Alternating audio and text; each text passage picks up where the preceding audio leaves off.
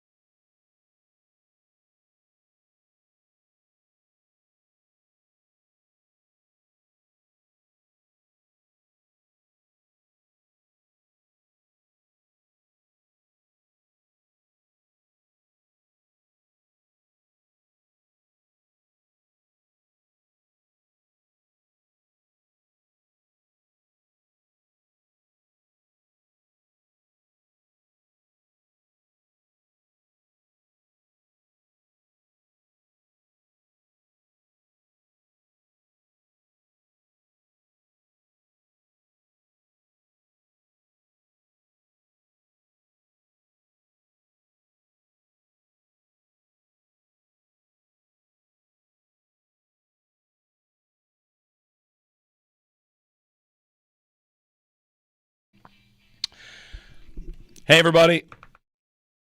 Excuse me. It's chilly out there, and it's not raining yet, but it's going to for a long time soon. Jeremy and Joe. Nate's in for Joe once again. Joe's on vacation this week. Has he tweeted where he is? Can we say where he is? He's somewhere warm. He's where drier. Yes, he is where it is warm. Not just warm. He's where it is hot. He's reading me the forecast. 90s. So, yeah. Sure. 90s. I'll take it. It's hot where he is. Hey, good morning. We're here. We've got you covered for the next 4 hours. Plenty to get to, including an NBA Eastern Conference preview with Eastern Conference Final preview with Steve Ashburner of NBA.com. Whenever we want to reach out and chat NBA, I always text Steve, and he's gracious enough to come on. So, a little NBA talk at 9 o'clock. Football along the way. Plenty to get to. Got a crazy stat today on the Carolina Hurricanes. Fun will be had by all. I demand it. You demand fun. I don't promise it. I demand it. Demand fun. it. Yes, Okay. That's right. So Okay. those of you that are already up with us, good morning. And those of you in the chat, good morning to you as well. Bring a good vibe today. We'll do our best to do the same. One thing we talked a lot about yesterday. Nate, did you see it coming that the NFL would pass the flag football thing? Yes. Did you see it being unanimous? No, I didn't. I'm trying to think of how many times the NFL owners approve something unanimously. Yeah. A unanimous approval to say, yes, we will send players to the Olympics as part of flag football if they want to go. And the finer details, as you heard Josh in the update, the finer details will still be worked out. So we'll have more on that. Today they're going to vote on the playoff seeding and the tush-push. We can get to that a little later. But unanimous, which we talked a lot about it yesterday, and we agreed on some parts, and we disagreed on some parts. We didn't really get to it in the early hour of the show here. So if you have a thought on the flag football story in the NFL, it's a good chance to give us a ring. The earlier crowd might not have been on this as much as we were later in the morning, like 7:30, 8 o'clock on. So wide open phone line on if you have a reaction to it or a thought on it. I'll ask you, do you think, 24 hours later, that we missed some part of it? Or are you more convinced about the NFL's vision for what it could be that it was unanimous? I mean, to me, that is a statement from the league that to not even have one dissenting vote. Yeah. Terry Pagula does not say, if Josh Allen wants to go, I don't want him to go out there. He's, sure, anybody wants to go, figure it out. But yes, in the PA, the NFLPA, the NFL CBA, I should say, you guys can go. Go win a gold medal for your country, and we'll figure out whether or not it hurts us. I guess I would say that I am a little surprised, but I also maybe want to point out that really this week, what has felt like a lot of these votes don't really feel all like it's that much of a democracy anyways. Just a lot of the reporting about, did you hear the Green Bay report? What's that about one? why they're the team that's pushing for the push? No, I heard why we speculated why the Lions are the team making the playoff seed point. Why is Green Bay making the tush push? Supposedly it's because they don't have a principal owner, so there isn't an owner to look at and say, why are you doing this, man? That makes sense. So it's gotten me to the point, and it's not that I had these grand, innocent visions that the NFL is, ruled by owners who actually think for themselves and have these, decisions. I just think it's what Roger Goodell wants. It's going to get passed. They wanted it. Remember all the opposition to the 17-game schedule? Yeah. And then it just went away? Yeah. And they were like, you know what? Maybe we want 18 games. And they're going to get 18 games. If they want it, if Roger Goodell says it, they will have it. Right. He works for the owners, but he might be more of a director than some other GM or some other commissioners might be. And, listen, I'm not going to go down conspiracy theory way this morning, but, if the Olympics said to Roger Goodell, this is a great money-making opportunity, we would love the NFL, the most popular, whatever, outside of soccer, Premier League, the most popular sports league in the U.S. for the U.S. hosting the Olympics, this could really help us. You should get the NFL behind it. Yeah. What owner, so for me, it just is like, okay, yeah, I guess I'm surprised it's unanimous, but if the NFL, if Roger Goodell says that's what he wants to do, what he wants done, I guess that's just what's going to be done. Yeah, he still has to get the votes. I mean, he's been wanting the tush push gone for a couple years now. That'll get voted on today, which, by the way, makes today happy last day we talk about the tush push being banned for maybe like 8-9 months. Today will be a vote, and if it doesn't get banned, then it's just back for another year. Yeah, you're talking about a commissioner that has his thumb on the scale to a degree. I want to defend that. Is that wrong?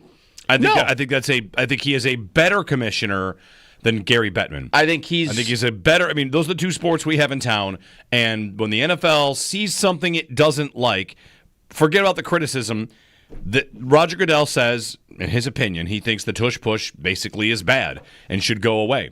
And whether it's Green Bay, you laid out that point for why they are the team, or if it's the Bills claiming safety, which I think doesn't really fly as an argument right now, he is trying to guide the league in a direction, also to 16 international games. He said that yesterday. And I think I appreciate that, as opposed to the commissioner that isn't thinking like that and is just a shield for the owners to say everything is great all the time. And the NHL and the NFL both have imperfect playoff formats. The NFL is looking to revamp theirs. The NHL, which is much worse in their playoff format, they haven't had a vote to change it in, 10 years? It's been a terrible format. And I actually have numbers to back that up, too. So you're okay, all right. I did not see that about Green Bay, and that's why they've been chosen. Speculation reporting there? Okay. I want the tush push banned. I want the playoff seeds changed. I didn't really care about the players at the Olympics, so if Goodell wanted my vote, I would have said probably sure. If you owned a team, how would you vote on these three issues? How would you vote on the tush push? I would get rid of it. I wouldn't even think twice. Like, yeah, sure, let's get rid of that thing. I think it looks dumb. I think it's dumb the Bills do it as much as they do. It's not dumb because it works. Except for one very important game where it didn't work very much. But other than that, just because of that, let's never run it again. Let's never see it again in our lives. I'd get rid of it in a heartbeat. I have come all the way firmly to, yes, let's change the NFL playoff structure. Firmly there. In fact, I've got a list of teams that should vote yes. I'll tell you why. They need 24. I think I got to 22 teams that should vote yes. Definitely should vote yes. On the schedule change. On the reseeding, on the new playoff. The playoff schedule. Yeah, on the new playoff format. And then on the Olympics, we got into this a lot yesterday. Then here's Justin Jefferson. I saw an interview with him. I sent it to Josh. We'll play a little bit later. Jefferson talking about how big it is for flag football as a sport and how big it is for men and women, of course, because there are flag football leagues and women's flag football will be an Olympic event. So far, the best case I've got for it in terms of why it makes sense and why it I don't know, again, like why it will work or what it exists for is it paves the way for other people to play football that aren't 6'6" quarterbacks or 6'5" defensive tackles that weigh 290. You want to just play football because football is fun, and we want to grow this game on a global level the same way you can play. You can go to Delaware Park and watch 7 people just playing soccer. You don't really see that for football nearly as much. Maybe in 20 years you will. Think about the history of your sporting life. Where are there fields and what games did you play pickup? Did you play pickup basketball? Certainly. Endlessly. How many courts are there? A million. Baseball in your life. Did you play pickup baseball? I did endlessly. I did. That might have gone away a little bit, but whatever. There's baseball fields everywhere. Go play baseball. Soccer. Run onto a field and play. Yep. Football. You aren't really allowed on fields. No. Anywhere there's a field, an actual field, you're not allowed on it. And if you want to play, you're going to go just out into an actual open field. The front yard. And mark up cones and play. And that's still super fun. I just wonder if the NFL has long-term concerns about safety of the game, and this is another conversation to have that makes the game seem more inclusive. I don't know. I'm looking for every single way that in those meetings they were convinced 32-0 to vote yes, to put Lamar Jackson out there at the Olympics if he wants to play there. It's kind of surprising to me. I don't have a problem with it. It's just it came on us quick. It did. And then for it to be that unanimous. It got approved fast. Yeah. Yeah, and it would be one thing if we were like, well, a lot of the players are pushing for this. I hadn't heard a lot of reports that it was like the players were really pushing for it. Like you said, and I think this is right. I think largely there will be a handful of players that really want to play. And to be clear, it's one player per team, correct? One player per team, we think. Okay. It might be one player per team per country. Again, these finer details are a little different. Trying to figure out these finer details. That's where the IOC comes in, the PA, all that. So I don't know if it's one player per team or one player per country per team. Could you have a player wanting to play for Italy if his heritage is Italian? Yeah, and I don't exactly know how that works. I know in basketball, like you've got like Karl Anthony Towns played for Puerto Rico, but he's born in Puerto Rico. His family's from Puerto Rico. Dominican Republic? Yes, I was going to say Puerto Rico is an American Yes, territory. Dominican Republic. Yes. Okay. I apologize. Dominican Republic. Yeah. So I don't know, like, do you have to be born there? Can you just be, like, I'm 50% or 75% Irish. Could I go play for Ireland? It's a good question. I don't really know how that works. Yeah, I don't either. AC writes in on the YouTube chat, the feed. Organized flag football will inevitably get to a point where only specific types of athletes and builds are playing, just like any sport, and universal appeal will fade in due time. I don't know what kind of I don't know about that. It's just being fast and agile. Yeah, and you're not going to get. Someone said this yesterday, and this is my concern for NFL players playing flag football. It's not dramatically different movement, but it's different movement than they're used to. And those guys train their movements. Like you watch any training video of running backs. Mm-hmm. They're training how they play. So there are different the squat shimmy. Is that what I called it? The squat shimmy? Daryl Doucette dropping shuffle. the I was calling it the hip drop. Not the hip drop tackle, just a hip dip we call it. Hip drop shuffle. Yeah. I don't know. That's not something you see a lot in the NFL. I mean, am I to believe that an NFL running back couldn't do that? Not that I'm saying they couldn't. I'm just saying these are going to be a little bit of they're different movements for players that are. A lot of the highlights were guys running, holding the ball high above their head and stopping, twisting, and get skinny through contact. You know what it also looked like to me? As maybe over the last 24, 48 hours, you've watched some of these international flag football highlights. It also looks to me, one other way to say this, while you're impressed by Daryl Doucette, what's his nickname again? He's got a nickname. I forget what it is. Is it Hush? He's got a nickname. Anyway, he's the starting quarterback, and Housh. Maybe Housh money? Yeah, there you go. Housh. He's got a shirt on, Housh. Anyway, apparently it comes from his resemblance of TJ Houshmandzadeh. Houshmandzadeh. Okay, he's Housh. Hoosh Doucette. Okay, fair enough. Hushmanzada. That comes from It's a name I haven't heard in a long time. That's right. What was I going to say? Josh, you're too young to know TJ Hushmanzada. What are you talking about? Do you know him as TJ Houshmandzadeh? Yeah. Oh. Houshmandzadeh? You know TJ Houshmandzadeh? Oh, I certainly the do. commercial with the fantasy football, right? Anyway. It's kind of like the JP Lossman commercial. Which one's that? Kenny Stabler? He's the reincarnation, or JP Lossman's the reincarnation of Kenny Stabler? That one, I don't remember that one. You don't remember that I don't one? remember that commercial. Oh, no. my God. No, I don't remember that one. That was a good one. Okay. That was NFL Network, I think.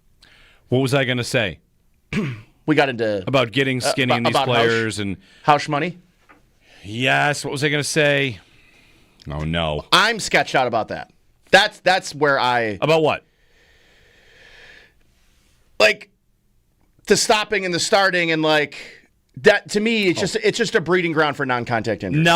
Okay, maybe. Now I remember what I was going to say. These highlights look like, your most agile NFL players. I saw someone put together a list where Twitter's AI and Chat GPT were asked to put together teams.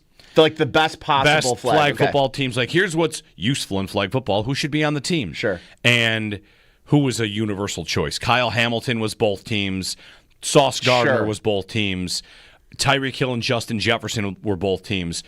Sure. Is it a slightly different skill set? Yeah. It's the 7-on-7 stars in NFL football that would be flag football stars. What I was going to say is these highlights are somewhat of a recall of when you watch highlights of Jim Brown. When like UPS drivers were playing? Yeah. Yeah. All due credit to the guys running with the ball. Yes. The guys tackling are not as gifted and skilled as Kyle Hamilton's ability to track someone like that. No doubt. Here's the thing about flag football. Have you played like actual flag football? Where you're grabbing the flag. Yes. Not Not two just on touch. two, but grabbing the flag. Yeah, not two-hand touch, but Yes. like flag football's hard. Like all of your momentum, everything you do in football, you are chasing the man. Mm-hmm. Or the woman in the case of flag football. When you get into flag football, your eyes go from I'm looking at you to I am now looking down at your waist. And it is a major change in how you are like thinking about and approaching, because I just think about when you grow up and you're playing football, how you are taught to tackle is you tackle with your head up. Like everything's your head up. You need to be able to see the tackler. And when you're going down to grab a flag, like that's how those stop moves happen. That's how Hoosh Doucette smokes you. That's how he gets. That's how you beat that. So yeah, and so I'm just saying there will be NFL defend if their NFL defenders do play. Yes, they're much better than probably the guys that are defending in the pro flag football leagues right now. But it's not like their job's going to be any easier. To me, it is a very notable change on movement and your objectives. And like that's why it's like I know there's going to be NFL players that play. Which ones I'll be super interested to see. Do you feel like you are going to watch them and hope that somebody smokes them? There's a highlight of Tyreek Hill getting smoked off the line by a young girl playing flag football, and she drops a move on him and dusts him. You're asking me if I hope some NFL players get humbled. Yes. Yeah, I don't think it's going to happen, though. Because on that play that Tyreek Hill got absolutely roasted, what happened? He caught up to it and batted the pass. He didn't catch it, but whatever. 803-0550 on the flag football unanimous vote in the NFL. And some of the quotes about this, the comments about this, it's just kind of wild that, again, like I'm struck by how quickly it came on. And the vote was 32-0. Per a source with knowledge of the voting, it happened on the first ballot. Wow. Yeah, this is according to if Pro it's Football unanimous, Talk. Right. that's what it's going to be. Yeah. Yep. And not through the not uncommon device of holding a second vote for PR purposes aimed at creating the impression everyone was on the same page. That's something Florio wrote. Mike Florio, Pro Football Talk. He just can't write anything without throwing his own. Here's why it's a conspiracy. Yes. But he's whatever, interested in that it was unanimous as well. Seeing like even Mike Brown, who often votes no on everything, was a yes. So it's coming. 2028. What Bills player will go? Who even knows who's on the team at that point? Max Hairston. There's my pick. I would agree with you. Max Hairston. Yes. Your best flag football. I wonder if you could get a scout on here. Would we say what would you say? What would you cut? You're building a team. Mm-hmm. What trait would you covet in flag football? And is it different than if you were building a NFL team? Sure. Your flag football team would be entirely speed and agility. Just straight speed. Yeah. Speed and agility. Yeah. And dexterity. I might add someone like Keon Coleman. The 50-50 ball is increasingly important in flag football. Yeah. Sensitive subject about Coleman if you want to bring him up a little bit later. Oh. Yeah. The Matt Harmon reception perception. Oh, did it come out? Yeah. It came out? Yeah. Okay. You are going to want a hazmat suit. Oh. It gets messy. Matt Harmon, receptionperception.com, who I largely consider to be one of the best evaluators of wide receivers, Agreed. Independent of quarterbacks. I'm debating when to bring it up, why to bring it up, and how to bring it up because it is trouble. Should we do it early? For the early crowd, maybe. Well, the one thing to say about it is, hey, look, a lot of people were wrong about Josh Allen, and this is just one person's opinion. But looking at his first season, he didn't hold back on how really dreadful it was. Ah. Yeah, in terms of separation, the things he couldn't do, the things he didn't do. If you can't separate, are you separating in flag football? You're saying you're going to go over top of people? I'll just get another person there. NFL.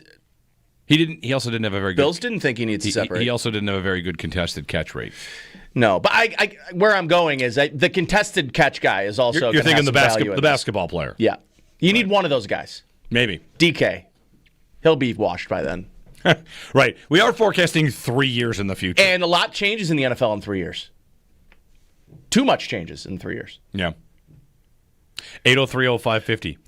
I also at some point this morning want to talk about.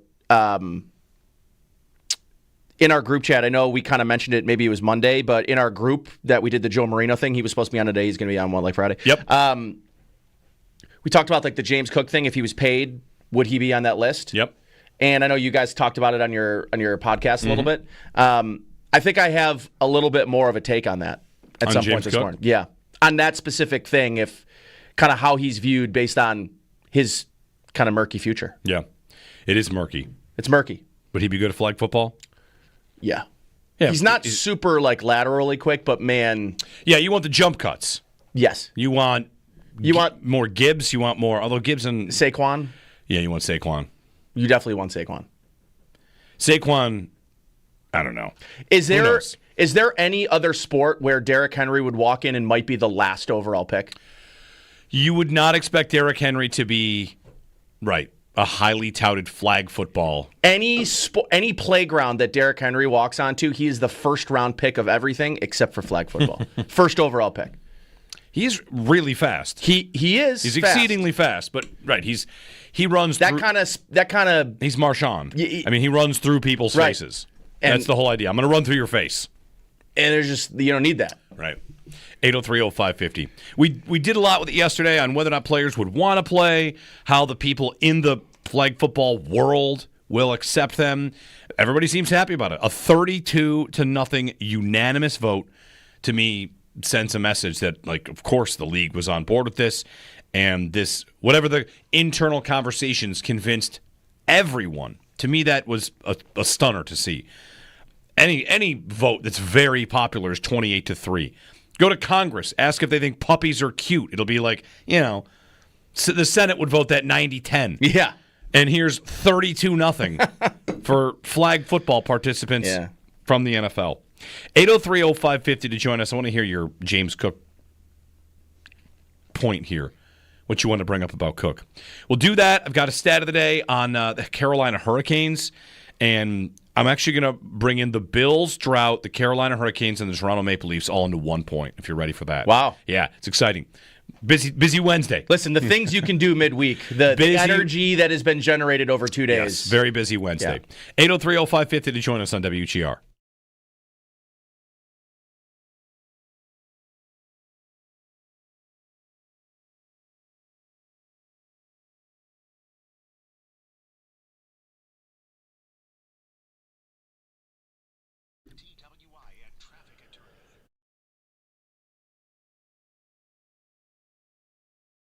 the playoff seeding conversation.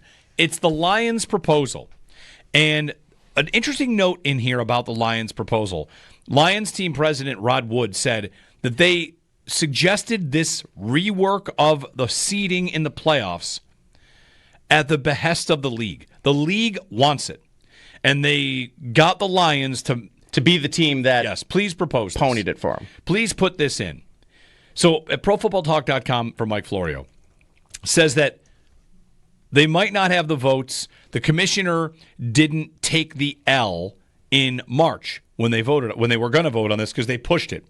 And he goes so far as to suggest, Florio does, he makes this very much like House of Cards political, that Goodell would be working deals, side deals. I don't know what he gives to these teams I don't know in what. these deals. More primetime games. Who knows? But the proposal, revised to make it read more cleanly, would take the 7 playoff participants, division winners and 3 wild cards, and seed them on record, period. That's it. Your record is your seed. He writes, by not putting the issue to a vote in March, the commissioner did not take the L. Since then, he's had time to twist arms and or do deals in an effort to get to 24 votes. Under the current system, division winners often lock into a specific seed with a week or two left in the year. With no fear of losing their spot on the playoff tree, they rest starters in week 17 or week 18. He writes, it's all about ensuring as many games as possible are interesting and compelling, so the various and ever-expanding standalone windows that include games worth watching. I guess I really wouldn't understand Why divisions exist? Yes. So you'd still, by winning your division, clinch a playoff spot. Yep, I get it. But no longer would you clinch a playoff, A top 4 spot, a home playoff game, right? Yeah.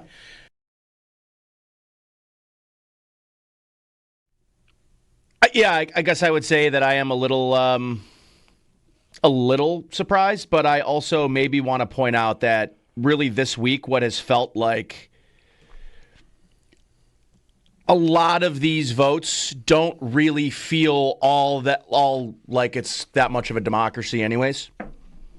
Just a lot of the reporting about, did you hear the Green Bay report?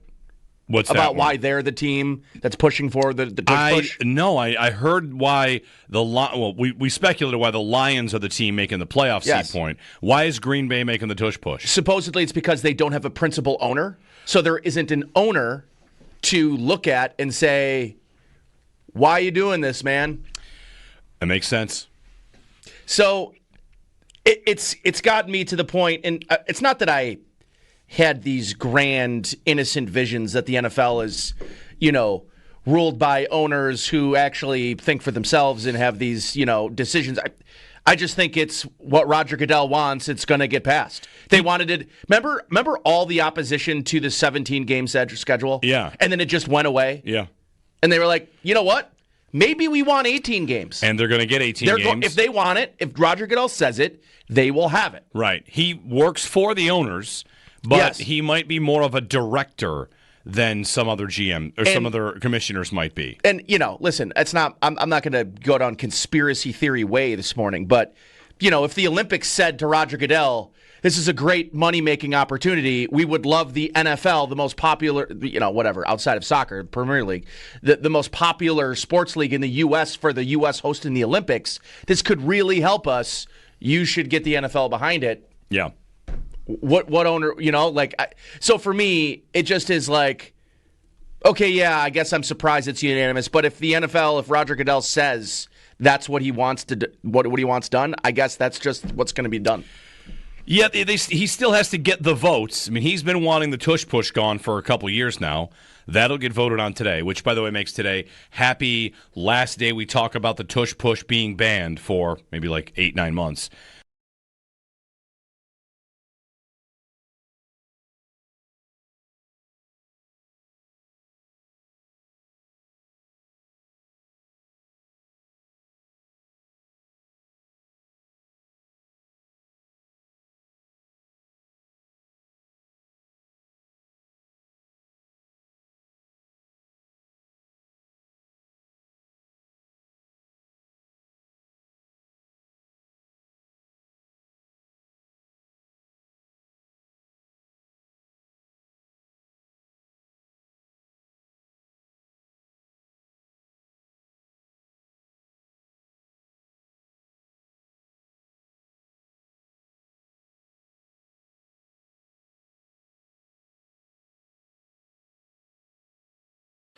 The Florida Panthers take Game 1 of the Eastern Conference Finals last night in the NHL as they defeat the Carolina Hurricanes 5-2. Next game, Game 2, will be in Carolina on Thursday at 8 o'clock.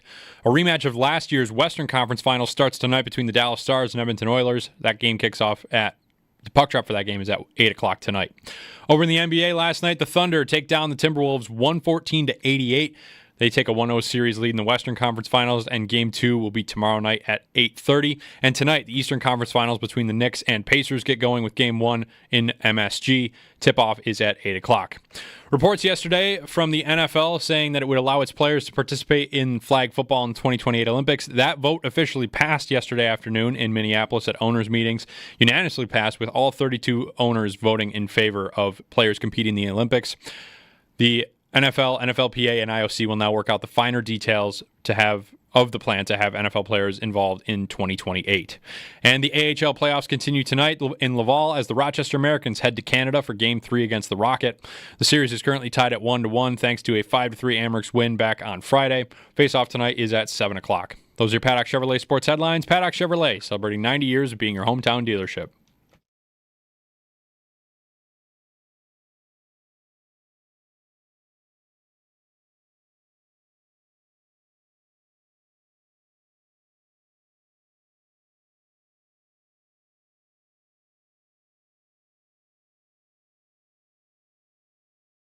Those guys play flag football every day. They know the rules. They know the ins and out on everything. So it would be tough to, just to say like it's just going to be all NFL players. And on top of that, there's only going to be so many positions. There's only going to be so many spots on the team.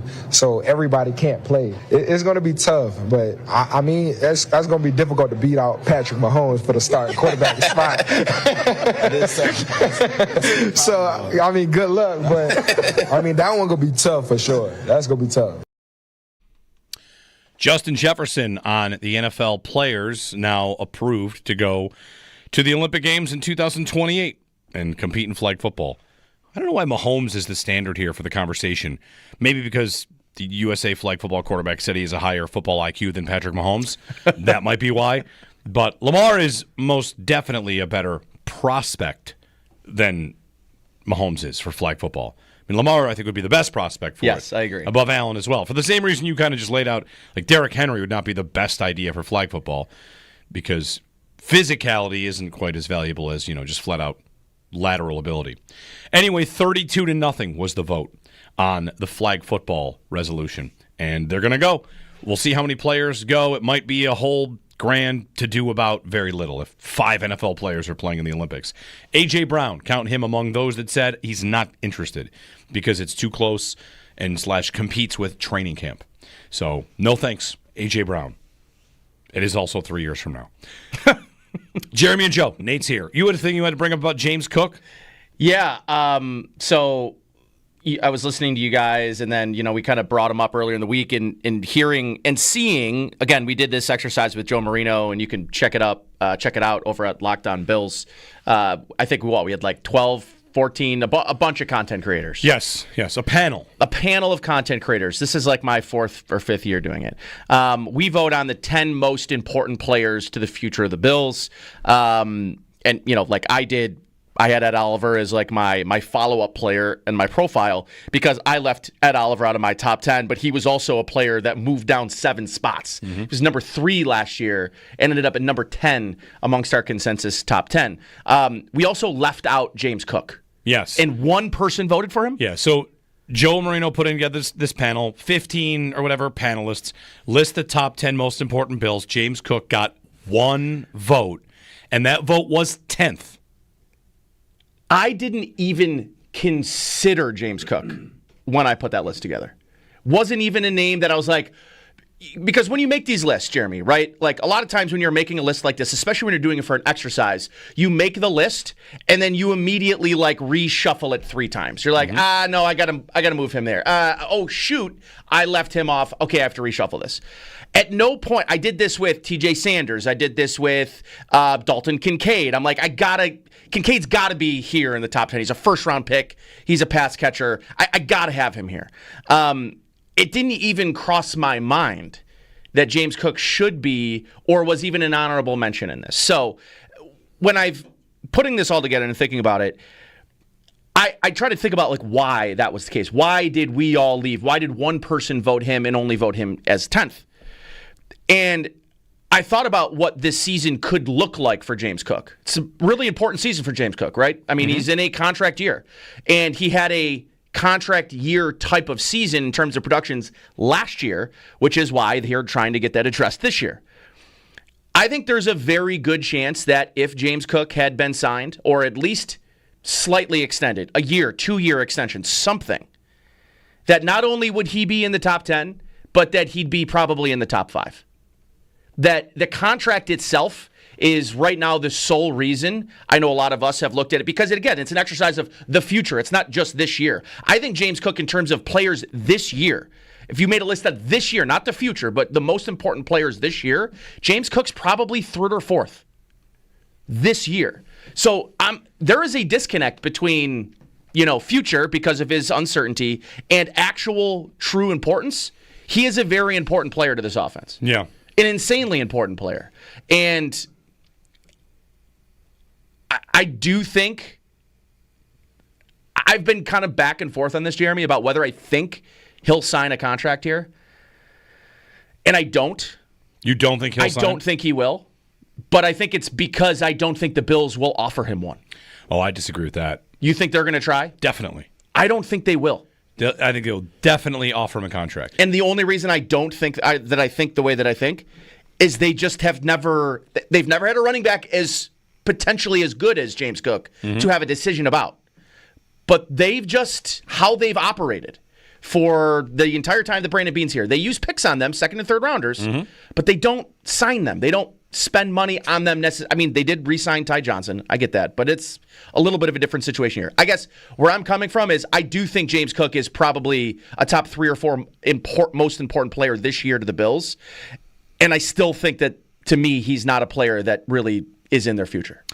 Yeah. This ranking of the Bills' most important players and how Cook didn't make the list, I think I'm with you on one thing. If he were signed to an extension, he makes the top 10.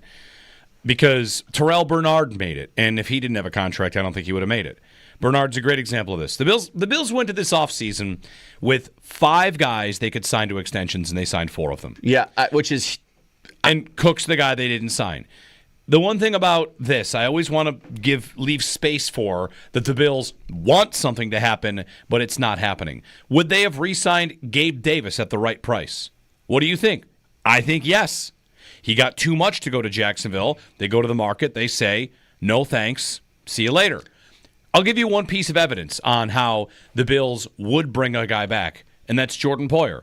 Poyer went to the open market. He did. He came back and played for what they were willing to give him. So sometimes I think that we see a player leave and we think, oh, the Bills must not have wanted that player. Sure. And we might not, through any stage of the process, learn what the Bills are willing to pay James Cook, but I don't have any doubt that there is a number. Now, it might be like $5 million. Yeah, sure. And it might be an insult to Cook, and he goes and gets 12 somewhere, or it might be 9.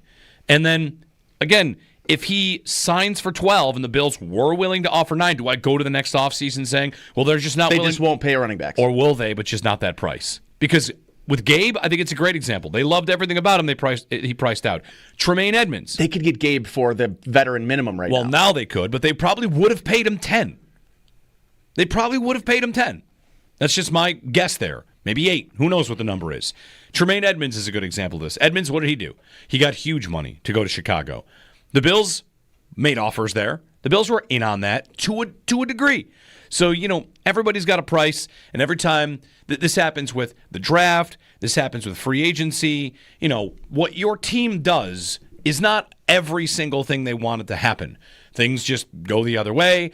You think maybe you've got a good dialogue with James Cook. Maybe you have a good dialogue. He's having a really great year, and you're thinking, you know what? We like where this is going, James. Make sure you reach out to us before you sign somewhere else. And then March 6th comes around, or whatever day it is going to be, where legal tampering happens next year, and you find out some team gave him $18 million. You say, well, I guess that's that. We would have done it, but I guess that's that. So yeah, you never in the NFL get to see what bids didn't get selected. Exactly. It's not like a house. It's much like the draft board. Yeah. You never see what the team wanted to happen. You see how they ultimately got to their decision, and even then they don't show you their work. So I always want to keep that in mind, that the idea that they don't want to pay a running back. They didn't want to pay Devin Singletary. That's right. But Singletary, he did some things that Cook didn't do, like pass pro, but he fumbled a lot, and he wasn't really much of a breakaway, game-breaking threat, which is something that James Cook is. Is 100%. Big time. I am totally on board with signing James Cook. I think that as a former running back doesn't matter person, and I still am there largely, but when you have what the Bills have, the same way that you have with the Ravens and the Niners and the Eagles, can it not be?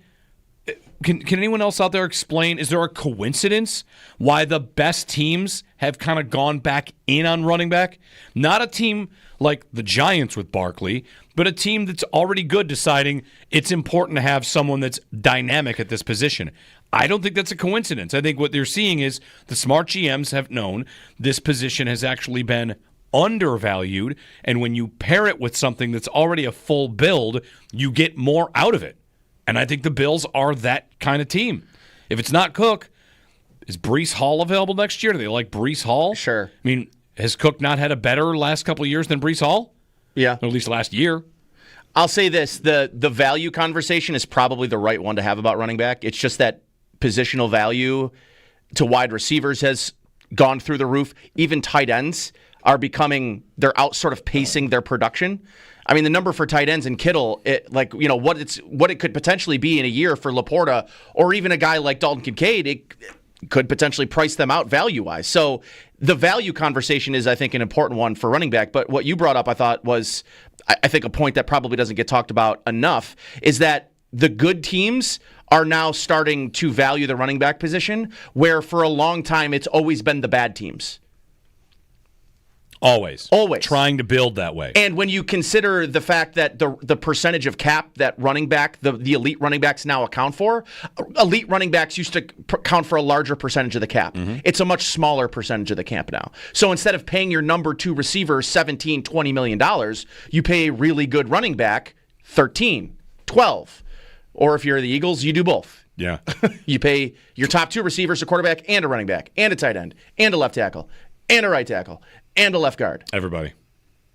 They spend a lot of money on They offense. do. More teams can do what they do. They just don't. Not enough teams do. Yeah.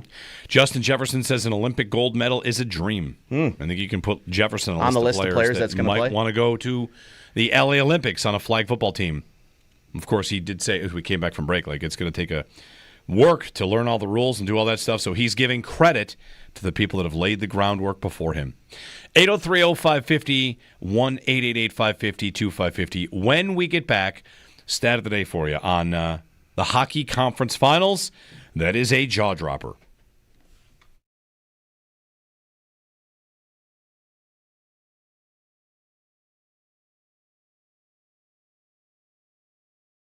This year, I think expectations will be right back where they've been for quite some time.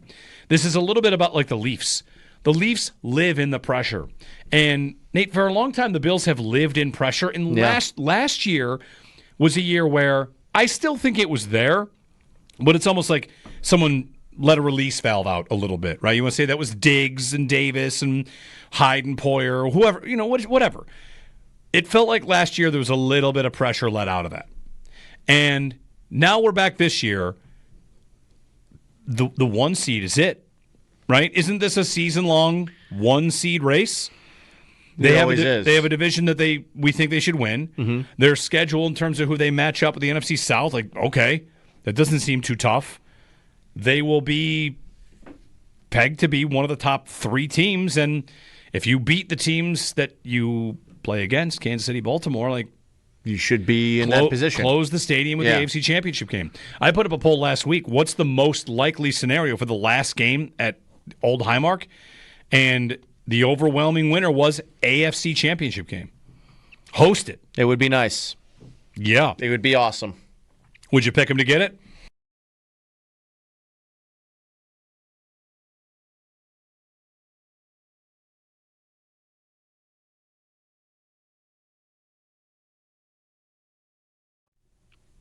I guess I would say that I am a little surprised, but I also maybe want to point out that really this week, what has felt like a lot of these votes don't really feel all like it's that much of a democracy, anyways. Just a lot of the reporting about. Did you hear the Green Bay report?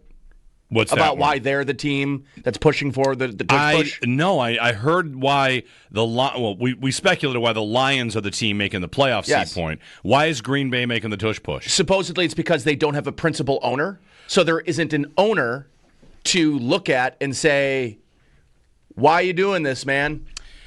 That makes sense. So it's gotten me to the point, and it's not that I had these grand, innocent visions that the NFL is, ruled by owners who actually think for themselves and have these, decisions. I just think it's what Roger Goodell wants. It's going to get passed. They wanted it. Remember all the opposition to the 17-game schedule? Yeah. And then it just went away? Yeah. And they were like, you know what? Maybe we want 18 games. And they're going to get 18 games. If they want it, if Roger Goodell says it, they will have it. Right. He works for the owners, but he might be more of a director than some other GM or some other commissioners might be. And, listen, I'm not going to go down conspiracy theory way this morning, but, if the Olympics said to Roger Goodell, this is a great money-making opportunity, we would love the NFL, the most popular, whatever, outside of soccer, Premier League, the most popular sports league in the U.S. for the U.S. hosting the Olympics, this could really help us. You should get the NFL behind it. Yeah. What owner, so for me, it just is like, okay, yeah, I guess I'm surprised it's unanimous, but if the NFL, if Roger Goodell says that's what he wants to do, what he wants done, I guess that's just what's going to be done. Yeah, he still has to get the votes. I mean, he's been wanting the tush push gone for a couple years now. That'll get voted on today, which, by the way, makes today happy last day we talk about the tush push being banned for maybe like 8-9 months.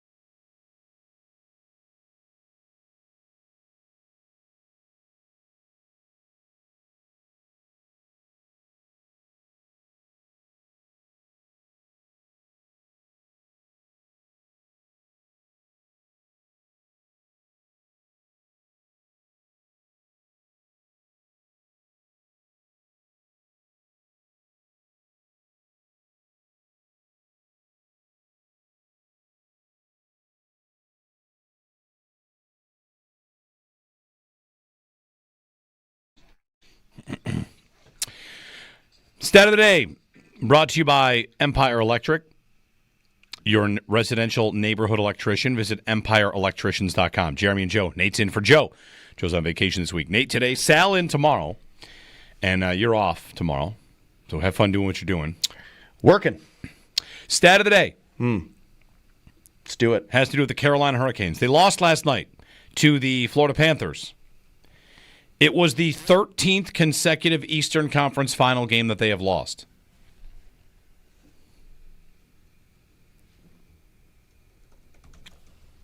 What do you... I mean, they've been to the conference finals and not won a game in 13 straight games. 13 straight conference final game losses. That's insane. Yes. Yes, that is. 13 straight. That's 3 sweeps. Yes. And we're underway. Now, how could one explain that? Can I give you one answer? I would love to hear an explanation because I am trying to... This would be good because next segment I want to get to the NFL playoff seeding conversation. I'm going to tie in the Bills drought and this stat and the Toronto Maple Leafs. Why are the Leafs the way that they are? That's a rhetorical. On some level, that's I figured it was rhetorical. Why do the Leafs live the life that they live? Because the playoffs work so no matter what, pretty much. They don't get wild card spots. The Leafs get in as one of the top 3 in the division. Yep. They will play Tampa, Boston, or Florida, no matter what. No matter what. And then when they win that round, they will play Tampa, Boston, or Florida, no matter what. Yeah. So you have arguably the three best franchises, four best franchises in the NHL. Who will never... They will always beat themselves before getting an opportunity. Only one of them will get to the conference final. Yeah, that's terrible. That's the NHL format. That's terrible. Where the 2-3 matchup is going to be Tampa, Florida, Boston, Toronto. Yep. And the winner will play the better team, the best of the group, Tampa, Florida, Boston, Toronto. So the Leafs have lost a bunch to Boston. They've lost a bunch to Florida. And they don't get to this part. Carolina, who do they play?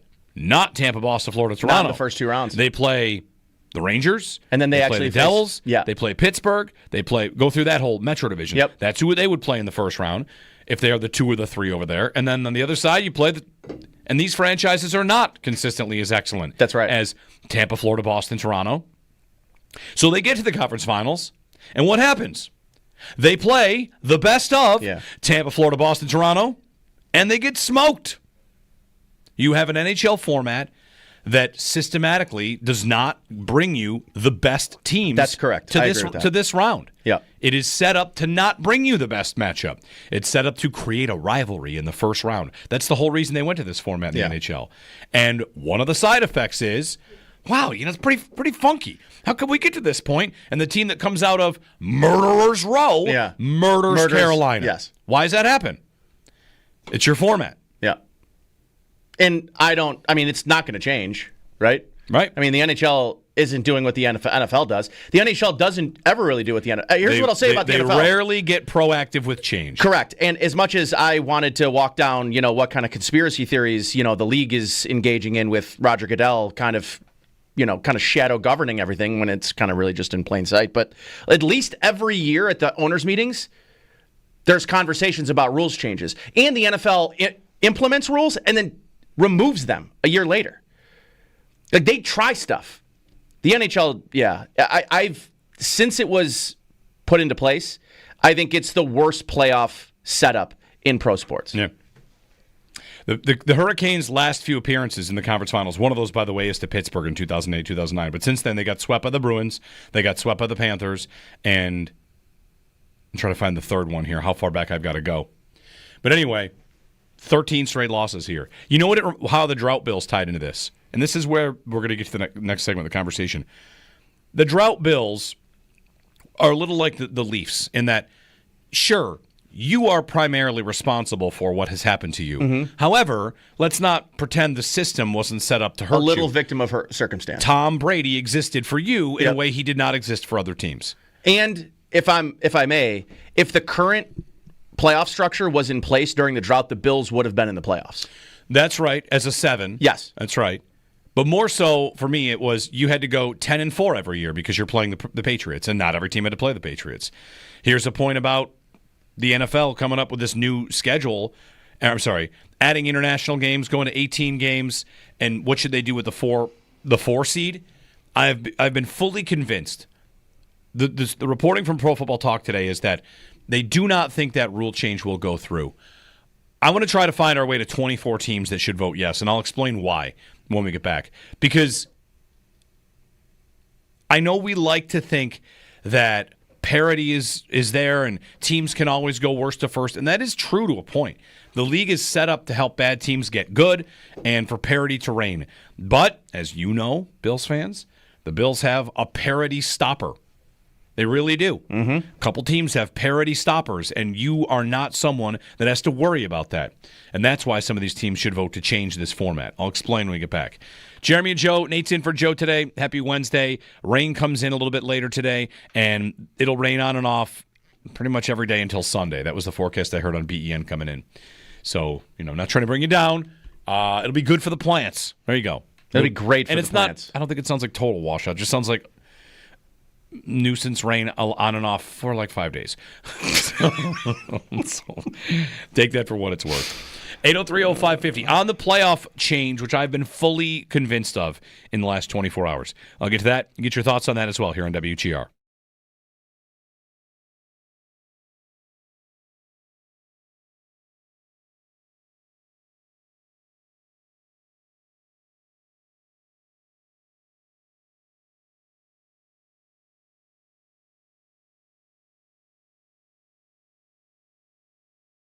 We vote on the 10 most important players to the future of the Bills. And, like I had Ed Oliver as like my follow-up player in my profile because I left Ed Oliver out of my top 10, but he was also a player that moved down 7 spots. He was number 3 last year and ended up at number 10 amongst our consensus top 10. We also left out James Cook. Yes. And one person voted for him? Yeah, so Joe Marino put together this panel, 15 or whatever panelists, list the top 10 most important Bills. James Cook got 1 vote, and that vote was 10th. I didn't even consider James Cook when I put that list together. Wasn't even a name that I was like, because when you make these lists, Jeremy, right? Like a lot of times when you're making a list like this, especially when you're doing it for an exercise, you make the list and then you immediately like reshuffle it 3 times. You're like, no, I gotta move him there. Oh shoot, I left him off. Okay, I have to reshuffle this. At no point, I did this with TJ Sanders. I did this with Dalton Kincaid. I'm like, Kincaid's got to be here in the top 10. He's a first-round pick. He's a pass catcher. I got to have him here. It didn't even cross my mind that James Cook should be or was even an honorable mention in this. So when I've putting this all together and thinking about it, I try to think about like why that was the case. Why did we all leave? Why did one person vote him and only vote him as 10th? And I thought about what this season could look like for James Cook. It's a really important season for James Cook, right? I mean, he's in a contract year. And he had a contract year type of season in terms of productions last year, which is why they're trying to get that addressed this year.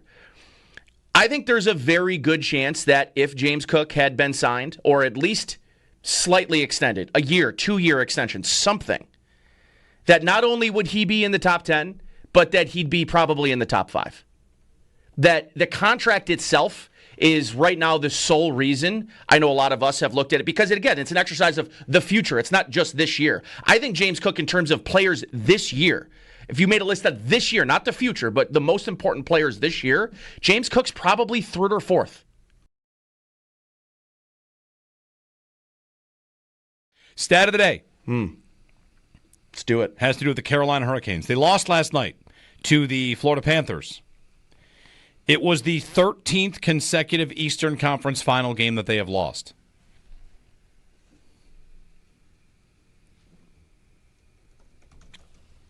What do you... I mean, they've been to the conference finals and not won a game in 13 straight games. 13 straight conference final game losses. That's insane. Yes. Yes, that is. 13 straight. That's 3 sweeps. Yes. And we're underway.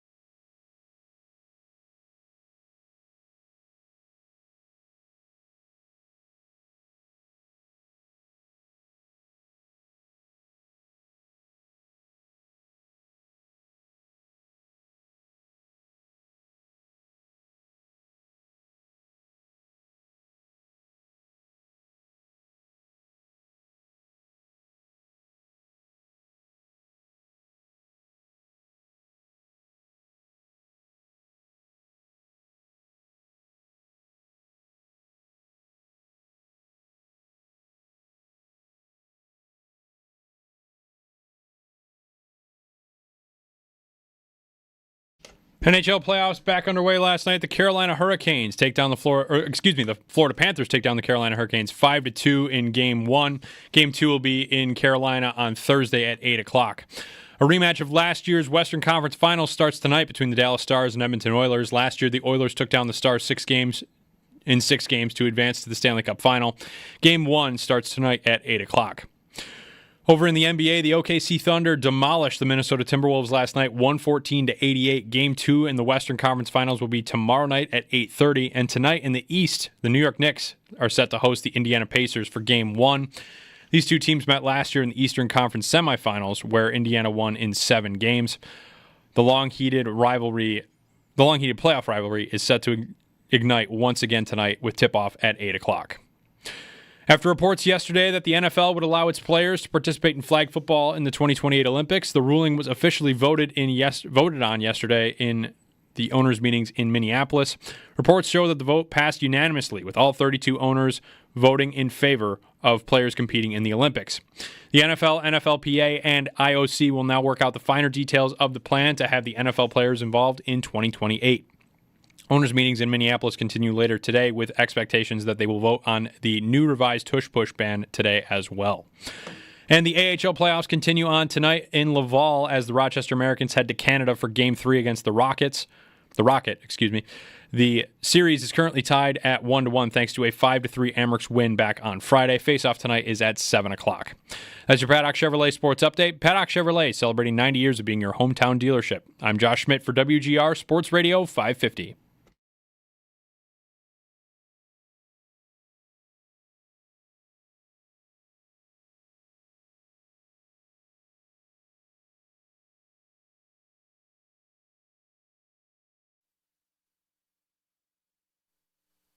I don't love this particular solution because we can't act as if there isn't a cost. Right now, the intensity of the rivalries in the division and the fact that winning the division means something, it matters and it makes the games more fun. And you see that different divisions in football develop different styles of play in order to beat each other, which then makes it even more exciting when we get into the playoffs. I do think that we have to acknowledge that it comes with the cost. And the cost is to be like all the other sports where the divisions don't matter nearly as much. And right now, I love that the divisions matter a lot. I love that in the offseason, teams are spending a lot of their time developing their roster and their schemes to beat the guys in front of them. It matters and it's fun to me. Dominic Foxworth on the proposal to change the NFL playoff seeding. Good morning, Jeremy and Joe. Nate Geary in for Joe today. We'll get into this a little bit. Had some numbers on it for you yesterday. I have come all the way and decided firmly, yes, I am a vote. I have too. I'm a vote yes to changing the playoff seeding. You convinced me, actually, yesterday. Really? Okay. Yeah. Was it? I was kind of a firm no for almost the exact reasons Dominic Foxworth had mentioned there in the clip. On that clip, how right is that? Ready? I don't think it's that right. If that's true, yeah. If that's true, I'd like you to name for me the different styles that each division plays. Yeah, there's not a triple option. No, I think yeah. The first thing you'd say is the AFC North is rough and tough. Okay, sure. Next division you'd like to say has a division identity. The AFC South is a bunch of random teams that nobody cares about. Their scheme is that they're all bad. What are the divisional identities? The NFC North is cold. 2 domes and 2 cold teams. Yeah. The NFC West is California. Seattle. Yeah. Arizona. I mean, are there... Sure, rivalries. Sure. There are some rivalries. Who's the Bills' biggest rival right now? The Chiefs? Yeah. Who's Baltimore's biggest rival? The Chiefs? The Chiefs. Who's Kansas City's biggest rival? The Bills? Maybe the Bengals. They don't like they don't get along with them. Who's Philadelphia's biggest rival? Is it? I mean, the Niners. That got kind of nasty for a little while there. It did. Maybe it's the Giants. Okay, it's the Giants. Sure. Sure, you play a team a lot. You're going to have rivalries, but the point made there by Dominic Foxworth is the same point the NHL makes. You're forcing rivalries, rather than just let them be organic. Yep. Just let them happen. Anyway, all right, here's where I land on this. And if you want to give us a call, 803-0550. We expect 2 votes in the NFL today on 2 different rule changes. And I've posted at Twitter, if you had to vote for passage of one, which would you vote for? Banning the tush push, changing the playoff seeding. I think neither is expected to be passed today, but we'll see. Might be close. They need 24 votes to pass. And if you had to vote for one, to pass one, ban the tush push, change the playoff seeding. Definitely playoff seeding. I think it affects more teams. Sure. I think that's right. The banning of the playoffs, or rather, the changing of the playoff seeding to me seems more reasonably justified than the tush push, which my biggest reason to ban that is just I think it looks lame. I don't like it. Mm-hmm. That's all. Yeah. And rather than make a point about safety, I just don't like it. My team does it. My favorite team. Right. And I still I don't really like that. Still don't like it. I like the regular quarterback sneak that we lived with for decades and decades. You just have that one back. Okay, so can I find 24 teams that should vote to change the playoff seeding? And here's how I would lay this out. The NFL is not equal across all 32 teams. Bills fans, we knew this during the drought, and we now live on the other end of it. Mm-hmm. During the drought, the Bills were in a division with Tom Brady, and he ate their lunch every day. Or ate them for lunch, or with both. Both. Ate them and also the ate Bills their lunch. were obviously not a competitive team to a level to talk about a Super Bowl, but they were also probably artificially low based on losing to him 36 times. How many times did the Arizona Cardinals have to play Tom Brady? I think it was twice. Yeah, and not the Bills nearly as had much. twice a year. Yep. If the Bills were in another division during the drought, chances are they'd probably make a playoff appearance once. I would stand by that. I would too. The same way that you might say if the Bills were in the NFC, they might have a Super Bowl appearance by now because there's not Andy Reid and Kansas City standing in their way to knock them out 4 times. Instead, it would be, can you get by the Niners, a team that you've dismantled in the regular season twice now? Can you get by the Rams, another team that you have shown some success against? Yeah. The format, whatever. You don't have to change every format. Who should vote for a change in the playoff seeding? Let me give you 3 teams. New England, Miami, and the Jets. Because the reality is, hey, it would be nice to have a home playoff game. Las Vegas, LA, Denver. Yes. All of them should want We're it. up to 6. Yep. Because how are they going to host a playoff game? Mm-hmm. You can either beat Josh Allen out in a season, something that has not happened since he's basically become who he is. You could beat out Patrick Mahomes. Or, then again, if you're like, the Falcons, you can beat out the Bucs and Baker Mayfield, who's pretty good. Pretty good. Not the same. The parity of the NFL is supposed to bring worst to first. It's supposed to, the turnover is there. They like it. They want it to feel like the Titans aren't that far away. How far away are the Titans? Not that far away.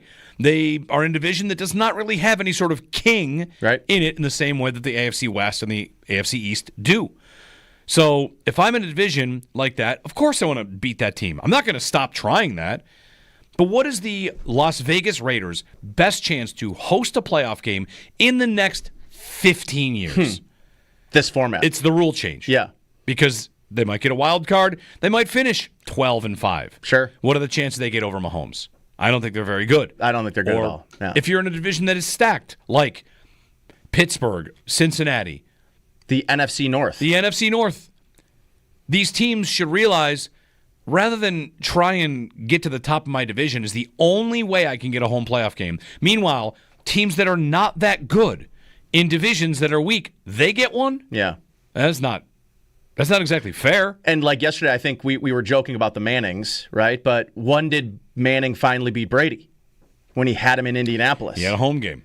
And I think if the league, and maybe the league doesn't want this, but one of the great things, and I talked about this yesterday, one of the great things about the NBA playoffs right now is there's one of these 4 teams are going to win the championship. 3 of them have never won. The last time one of them has won is the Knicks in 73.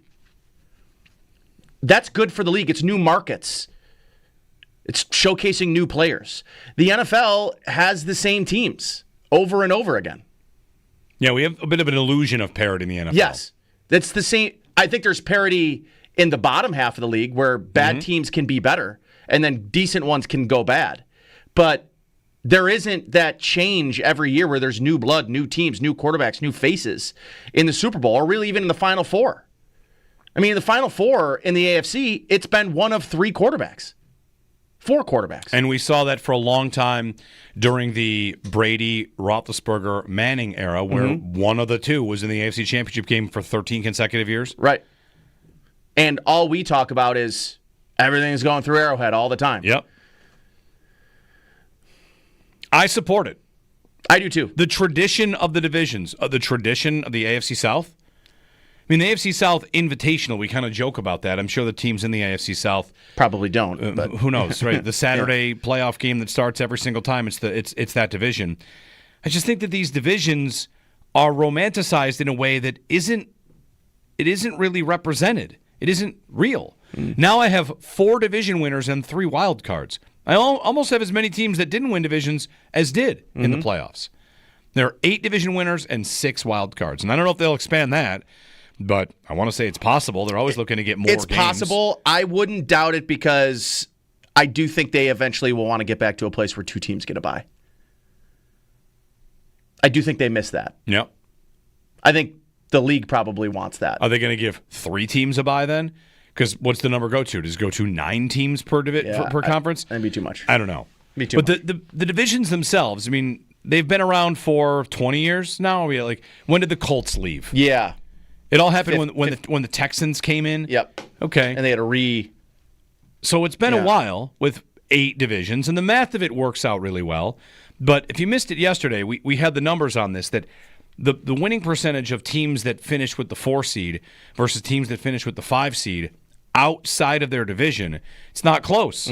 5 seeds, what are they? Often they are teams in a really good division that have a great record beating the rest of the league. And there are a lot of times, in the case of last year in the NFC, was the loser of the NFC North the second best team in the NFC?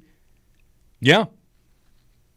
What you have is, we're going to play the entire league together, everybody. Everyone's going to play everybody plays your schedule. And then whoever has the most wins, not in your division, you can go 6-0 in your division and not win it because you finished behind a team that had a better record than you. Right.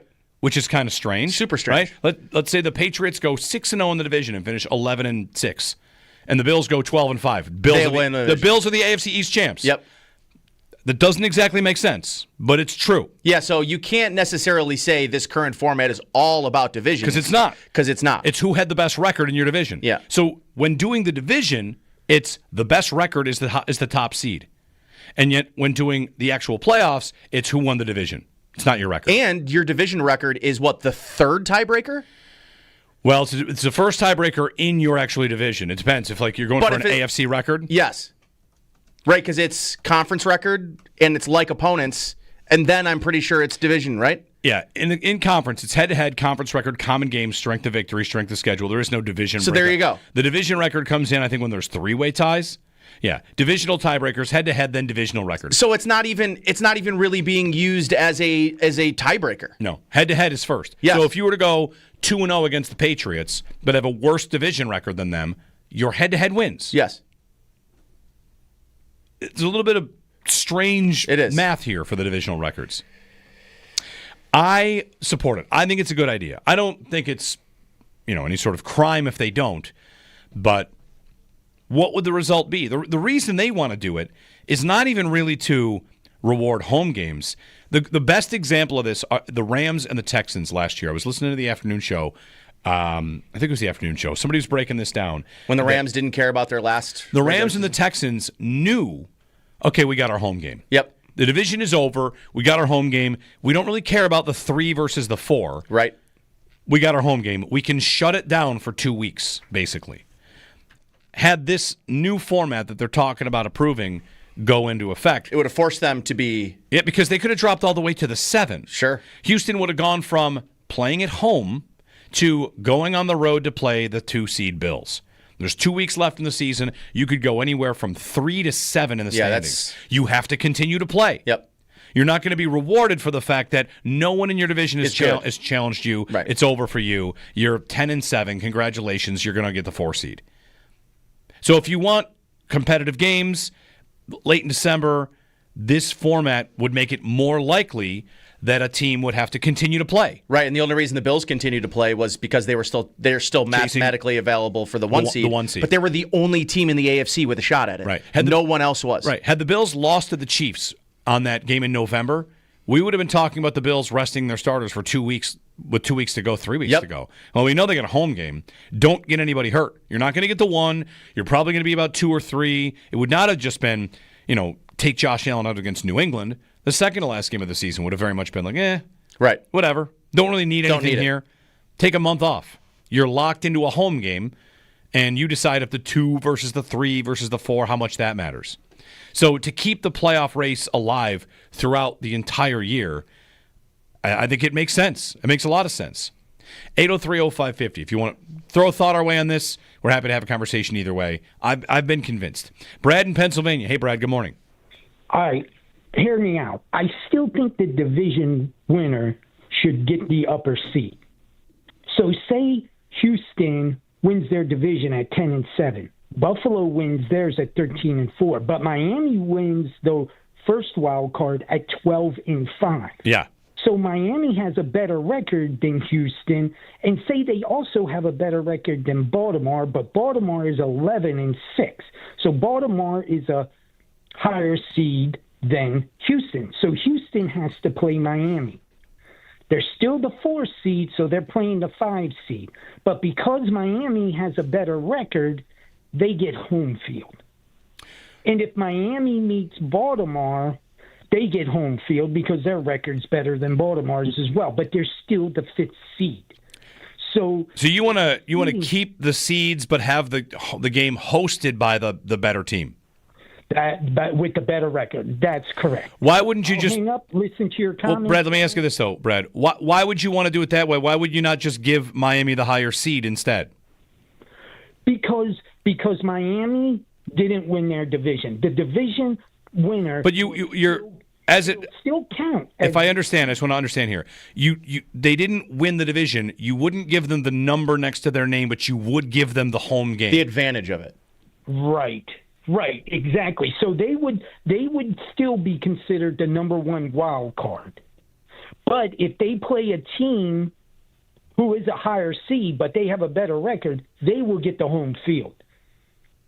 Otherwise, Miami will not be the number 2 seed because they have the second best record. Okay, but let me ask you this: whoever wins that game and then goes to the next round, who hosts?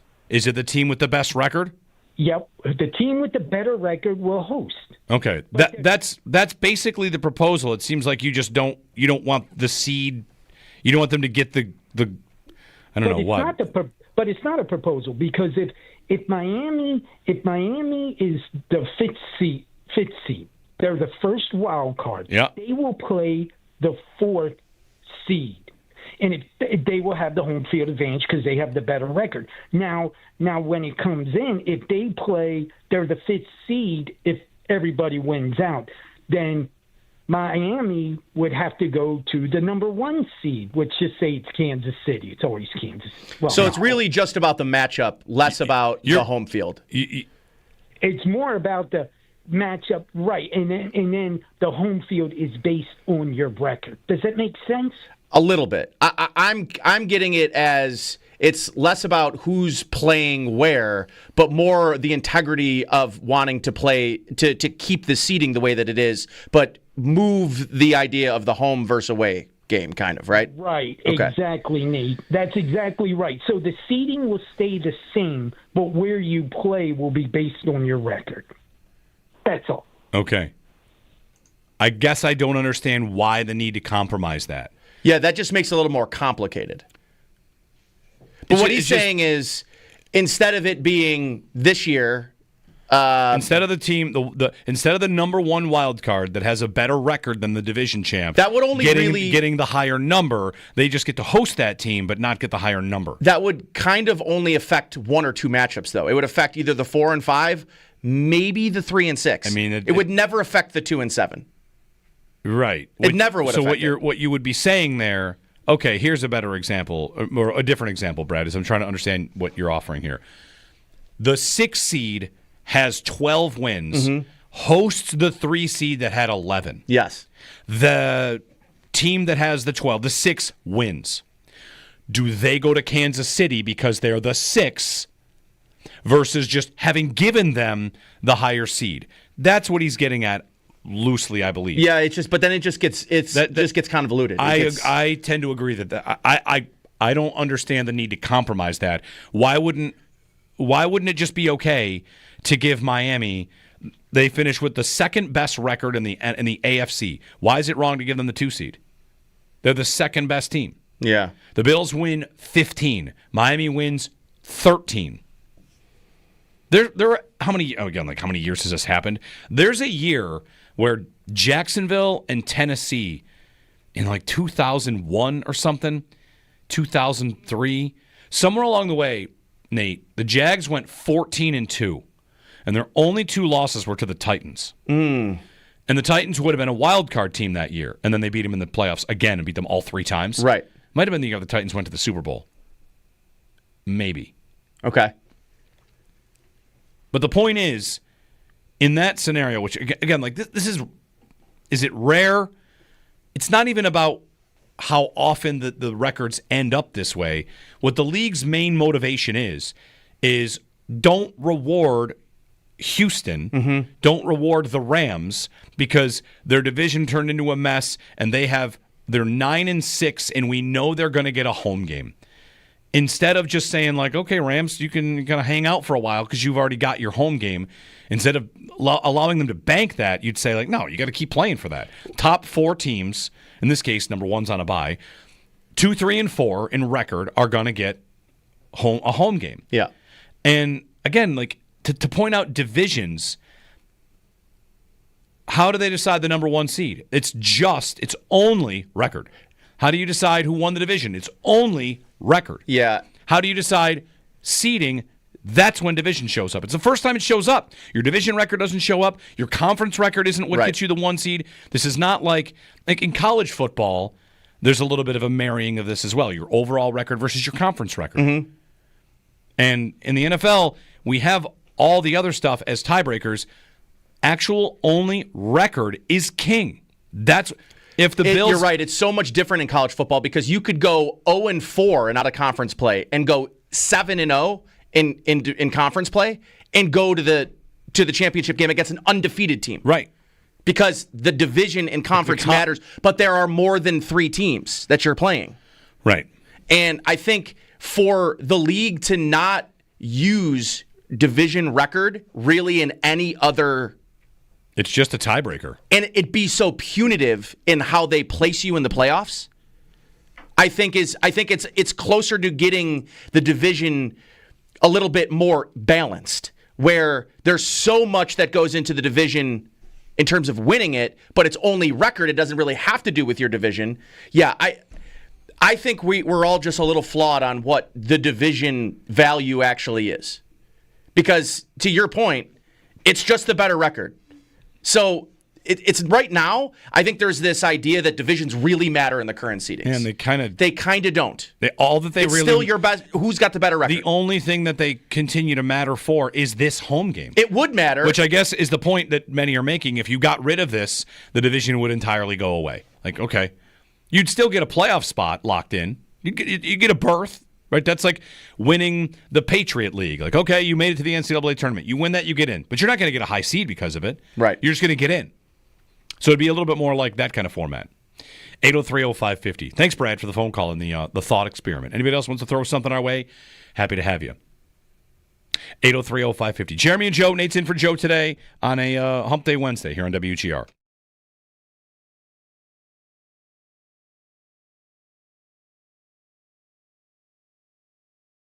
We vote on the 10 most important players to the future of the Bills.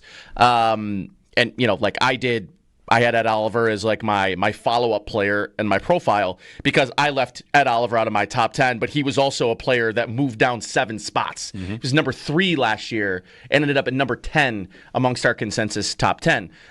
We also left out James Cook. Yes. And one person voted for him? Yeah, so Joe Marino put together this panel, 15 or whatever panelists, list the top 10 most important Bills. James Cook got 1 vote, and that vote was 10th.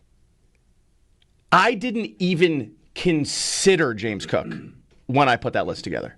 Wasn't even a name that I was like, because when you make these lists, Jeremy, right? Like a lot of times when you're making a list like this, especially when you're doing it for an exercise, you make the list and then you immediately like reshuffle it 3 times. You're like, no, I gotta move him there. Oh shoot, I left him off. Okay, I have to reshuffle this. At no point, I did this with TJ Sanders. I did this with Dalton Kincaid. I'm like, Kincaid's got to be here in the top 10. He's a first-round pick. He's a pass catcher. I got to have him here. It didn't even cross my mind that James Cook should be or was even an honorable mention in this. So when I've putting this all together and thinking about it, I try to think about like why that was the case. Why did we all leave? Why did one person vote him and only vote him as 10th? And I thought about what this season could look like for James Cook. It's a really important season for James Cook, right? I mean, he's in a contract year. And he had a contract year type of season in terms of productions last year, which is why they're trying to get that addressed this year. I think there's a very good chance that if James Cook had been signed, or at least slightly extended, a year, 2-year extension, something, that not only would he be in the top 10, but that he'd be probably in the top 5. That the contract itself is right now the sole reason I know a lot of us have looked at it because, again, it's an exercise of the future. It's not just this year. I think James Cook, in terms of players this year, if you made a list of this year, not the future, but the most important players this year, James Cook's probably 3rd or 4th.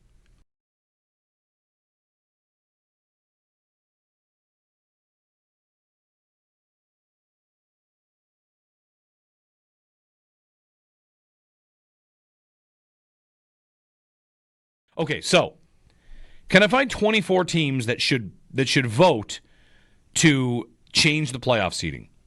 And here's how I would lay this out. The NFL is not equal across all 32 teams. Bills fans, we knew this during the drought, and we now live on the other end of it. During the drought, the Bills were in a division with Tom Brady, and he ate their lunch every day. Or ate them for lunch, or with both. Both. Ate them and also the ate Bills their were lunch.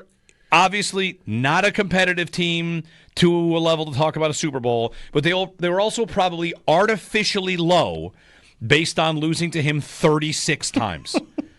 How many times did the Arizona Cardinals have to play Tom Brady? I think it was twice. Yeah, and not the Bills nearly as had much. twice a year. Yep. If the Bills were in another division during the drought, chances are they'd probably make a playoff appearance once. I would stand by that. I would too. The same way that you might say if the Bills were in the NFC, they might have a Super Bowl appearance by now because there's not Andy Reid and Kansas City standing in their way to knock them out 4 times. Instead, it would be, can you get by the Niners, a team that you've dismantled in the regular season twice now? Can you get by the Rams, another team that you have shown some success against? Yeah. You know, the format, whatever. You don't have to change every format. Who should vote for a change in the playoff seeding? Let me give you 3 teams. New England, Miami, and the Jets.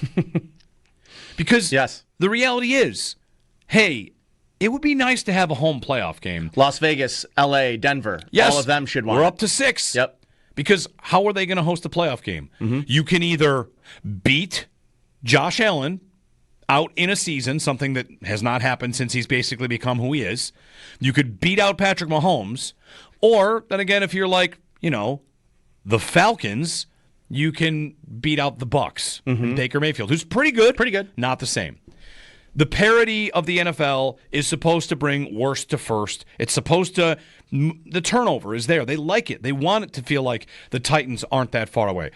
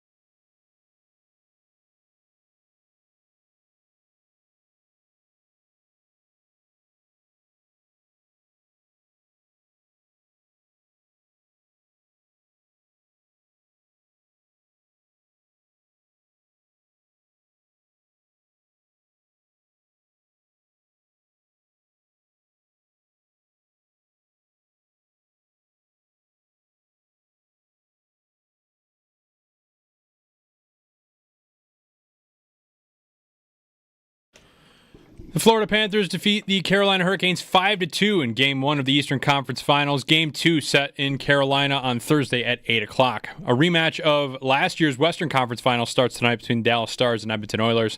Last year, the Oilers defeated the Stars in 6 games to advance to the Stanley Cup Final. Game 1 starts tonight at 8 o'clock.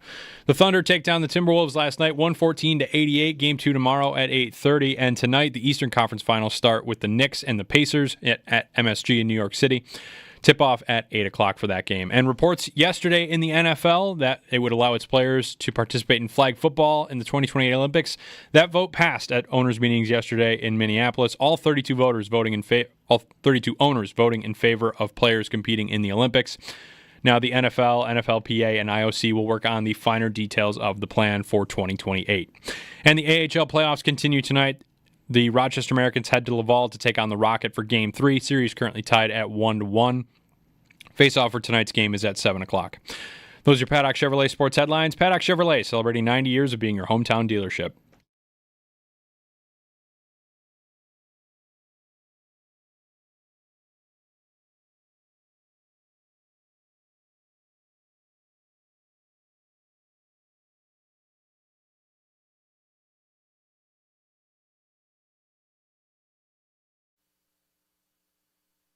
The return from Reinhart. Now out to Barkov.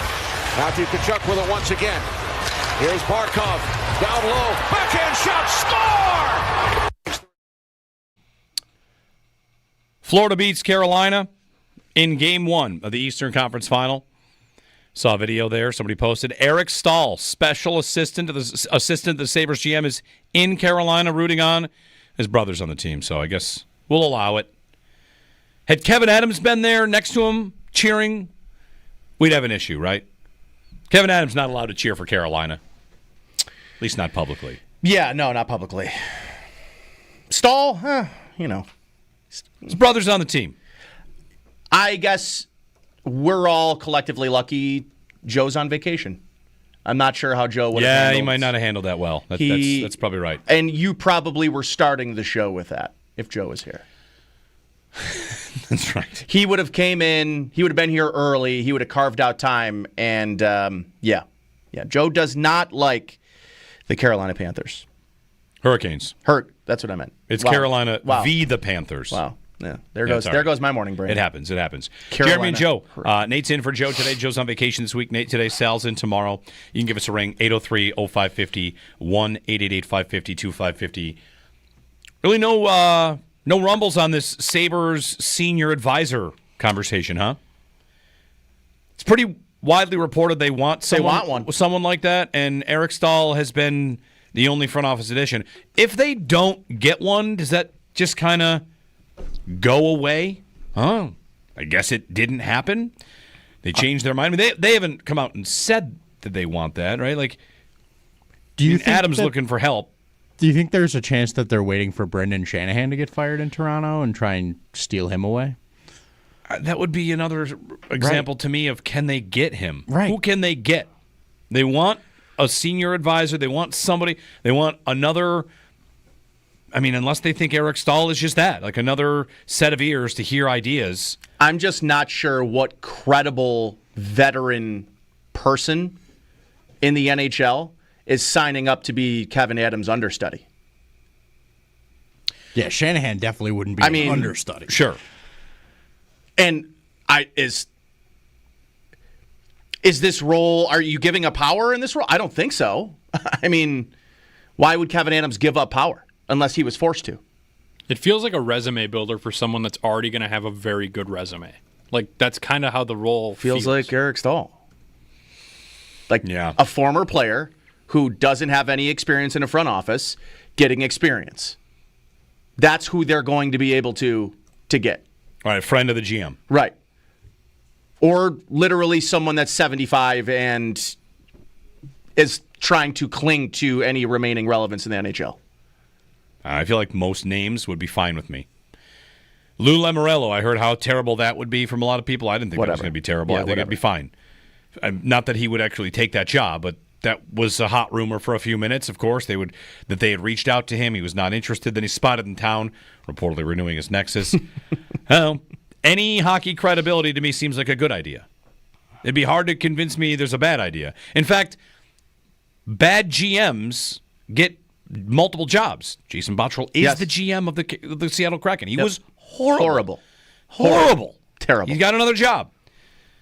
And maybe that'll work out. Ken Holland has had some pretty rough times, some pretty good times, some pretty rough times. He's now in L.A. Yep. So there are you would think that with the way that this league keeps people employed, the NHL, and you could just fall out of one job and get another job. Like Phil Housley was an assistant coach. You need one of the guys that's outside the top 34. Like 37th? Yeah. Can you get that guy? Sure. That'd be fine, I think. Any more resources for Kevin Adams to work with, I suppose. It's kind of like a waiting list. If you're 37th, 2 general managers get fired, you automatically moved up to 35th. I say this to not be snarky at all. Who does Mitch Marner love?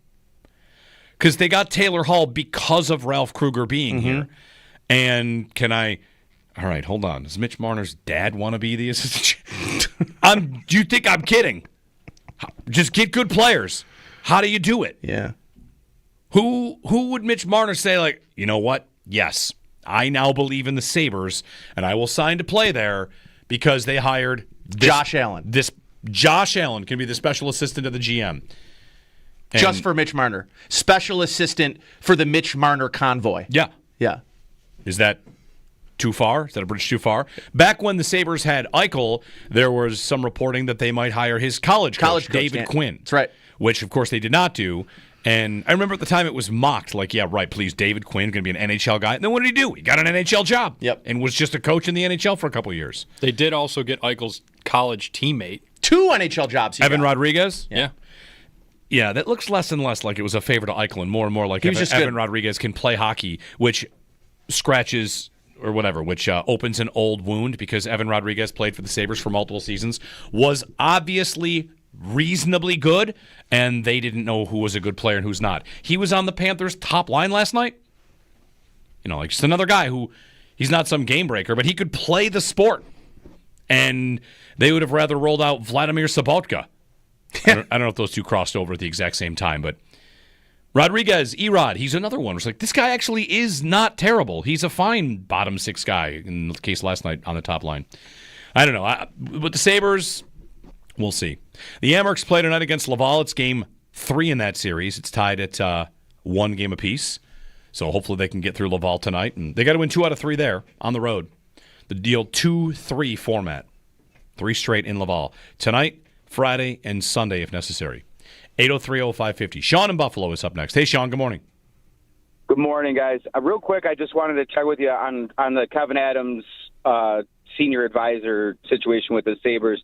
I looked at it less like Kevin Adams' understudy and more like an efficiency expert coming in like the Bobs in Office Space. What do you guys think about that as somebody who's going to say, like, either do it this way or, whether it's, I don't really like the 75-year-old comment clinging, from some 20-year-old punk. I think that's a little age discriminatory, though.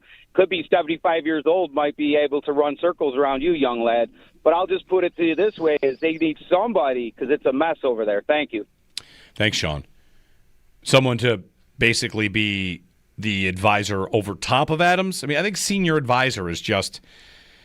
Honestly, the way the role is talked about, it sounds like the kind of thing they should have done the day he was hired. Yes. And again, the way that it's talked about is just the reporting that the Sabres have been reaching out potentially for senior advisor kind of roles. Consultants.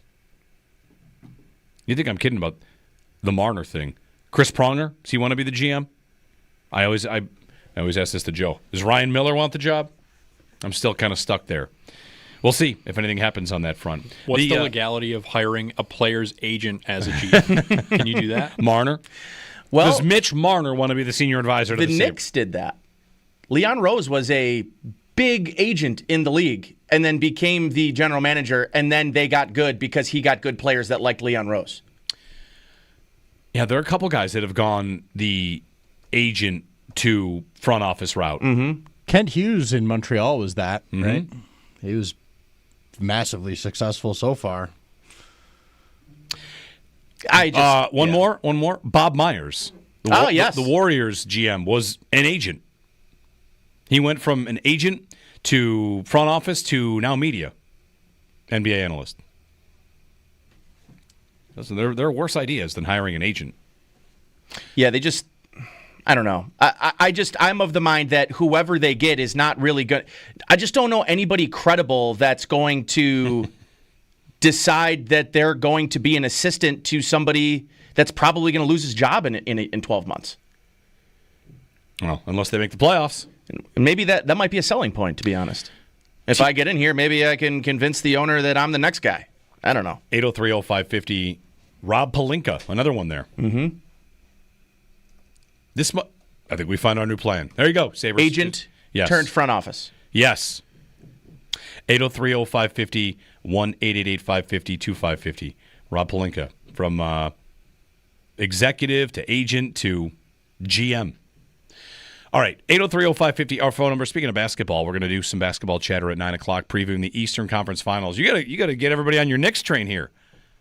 Not a problem. Yeah? I'll get them going today. All right.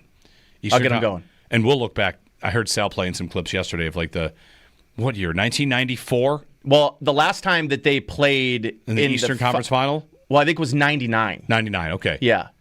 That would have been the year Allen Houston, Larry Johnson. Larry Johnson and Ewing both didn't play in Game 7 of that series. That's Larry Bird is the manager. Yes. Or is the coach, rather. Yep. 94 is when Reggie Miller scores 9 points in 9 seconds? Correct. Yeah. Peak. Yeah. Peak stuff. And he's calling the game tonight in New York. That's good stuff. And this happened last year. The Knicks were super shorthanded, bunch of guys injured. Indiana ends up winning that game, and then they go to the Eastern Conference Final last year. So the round before. Yes, the second round. And they had chance in MSG. At Reggie. Bleep you, Reggie. Yeah. And you know what Reggie said in the lead up to that game? He goes, aren't you a little concerned? You're going to be calling a game in New York? Aren't you worried? He goes, I've owned that city and that team my entire career. You think I'm scared to walk into New York? And the whole arena, after the announcements of the players, got into an F.U. Reggie cheer. It's going to be electric. I hope to get one of those tonight. Me too. Be pretty fun. Steve Ashburner, NBA.com, joins us at 9 o'clock to preview tonight's Game 1 of the Eastern Conference Final in the NBA between the Pacers and the Knicks. Very fun. Jeremy and Joe, Nate's in for Joe today. You can join us on the phones, 803-0550 here on WGR.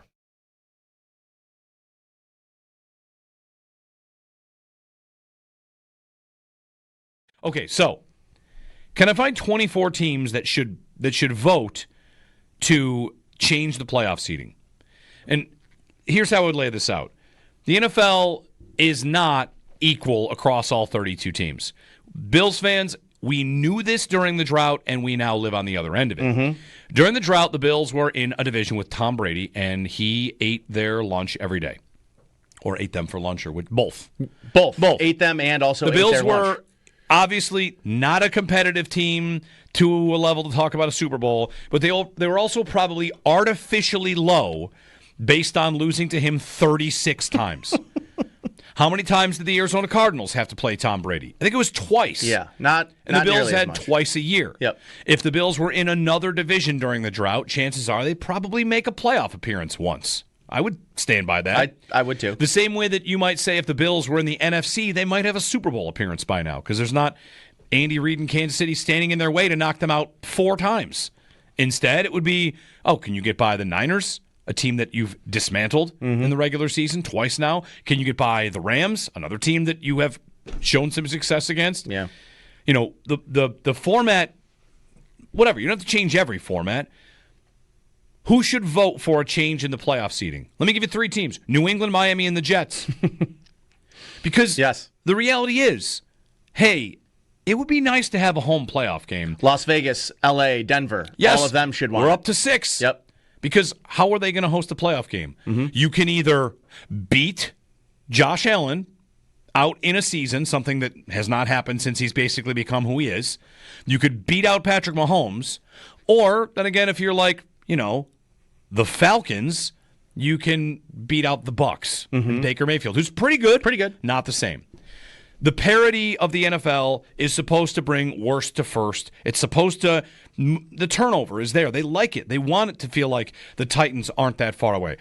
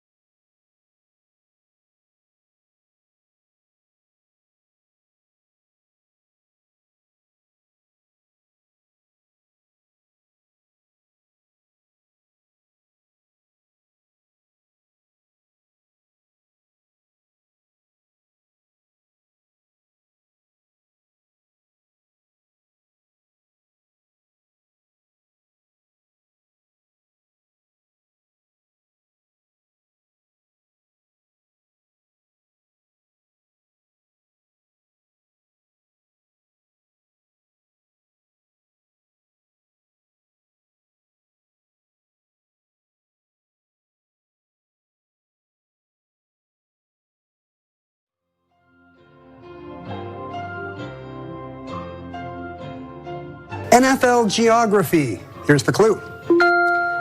It's the state with the lowest population density that's home to an NFL team. 30 seconds. Good luck. Lowest population density that has an NFL team. That's a good question. Make this instant trivia. Yeah, play the song one more time. Okay. Do you have a knee-jerk answer that you want to Yes. give? I do too. New England. No. Because they're at Foxborough, no? That's in Massachusetts? Oh, okay. It's state. State. Okay. Okay. The Yes. lowest state population density. So, my knee-jerk reaction is Denver. Colorado. That's my big state, a lot of space out there. Right. I mean, these states are going to have big cities. But what state has the lowest population density for an NFL team? Someone did answer that last night. Okay. But I mean, hold on. I'm thinking here. Hey, give me a minute. Give me you a get minute. 30 seconds on Jeopardy. I'm giving you a lot more time. That's a good point. Could it be Tennessee? And Tennessee has a couple big cities. It's not that big of a state. What about Green Bay? We should be Wisconsin. Doesn't it feel like we should be thinking electoral college here? That's kind of what I'm thinking. And I feel like Green Bay, I'm thinking of the Steve Karnacki maps right now. Wisconsin has a big number. Or it's just a swing state, maybe. Lowest population density. Like Arizona, Denver. I'm thinking of the big states. Maybe is it Seattle? These are all possibly horrible answers. Yeah, I think you have to think of states with basically one metro. Yeah.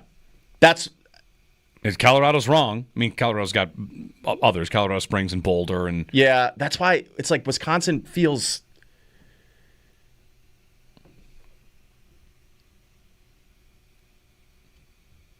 Minnesota. Boy, it's a tough question. It's actually a very tough I'm question. going to need 2 final answers from you here. All right. Final answers. My final answer is... Boy, it's tough. Mine's Kansas City. Ooh.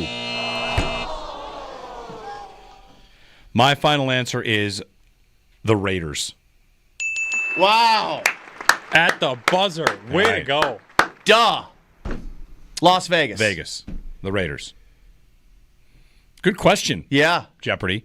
I would not have got it in 30 seconds. No. All 3 people got it wrong. There was Colorado, Minnesota, and Wisconsin. Okay, those were the 3 guesses. So we were where we needed to be. We were guessing in the neighborhood. Good trivia question. 803-0550, 1-888-550-2550. Talking about the NFL potential rule changes, we haven't talked much about the tush push, which could be banned today. I don't expect it. I'd be happy if it was. Also, a nugget from Elliot Friedman's 32 Thoughts this morning. On the Sabres? Yes. Should we get it when we get back? Yes. Is it good? It's fine. It's fine. It's no senior advisor update, if that's what you were looking for. It's Mitch Marner is shopping in Buffalo for real estate. Looking at real estate in Orchard Park. All right, we'll mix that in. Jeremy and Joe, Nate is in for Joe today here on WGR.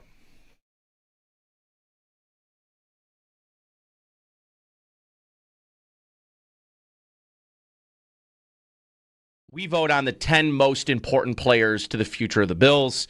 And, like I did, I had Ed Oliver as like my follow-up player and my profile because I left Ed Oliver out of my top 10, but he was also a player that moved down 7 spots. He was number 3 last year and ended up at number 10 amongst our consensus top 10. We also left out James Cook. Yes. And one person voted for him? Yeah, so Joe Marino put together this panel, 15 or whatever panelists, list the top 10 most important Bills. James Cook got 1 vote, and that vote was 10th. I didn't even consider James Cook when I put that list together.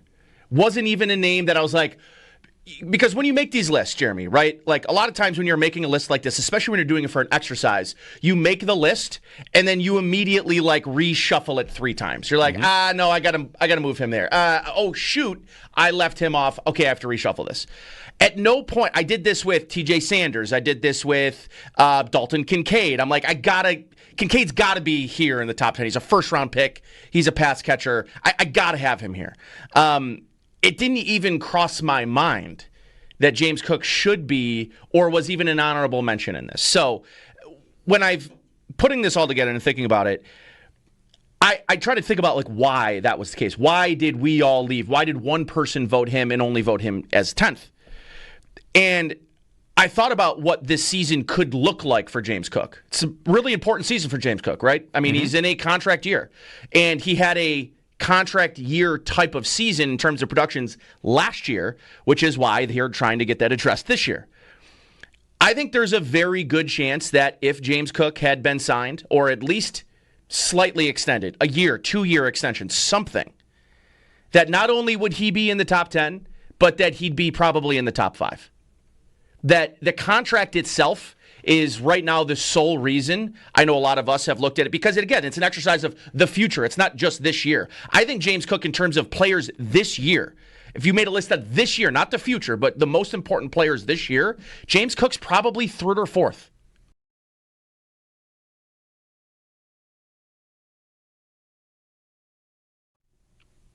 I guess I would say that I am a little surprised, but I also maybe want to point out that really this week what has felt like a a lot of these votes don't really feel all like it's that much of a democracy anyways. Just a lot of the reporting about, did you hear the Green Bay report? What's about that why they're the team that's pushing for the push? No, I heard why we speculated why the Lions are the team making the playoff seed point. Why is Green Bay making the tush push? Supposedly it's because they don't have a principal owner, so there isn't an owner to look at and say, why are you doing this, man? It makes sense.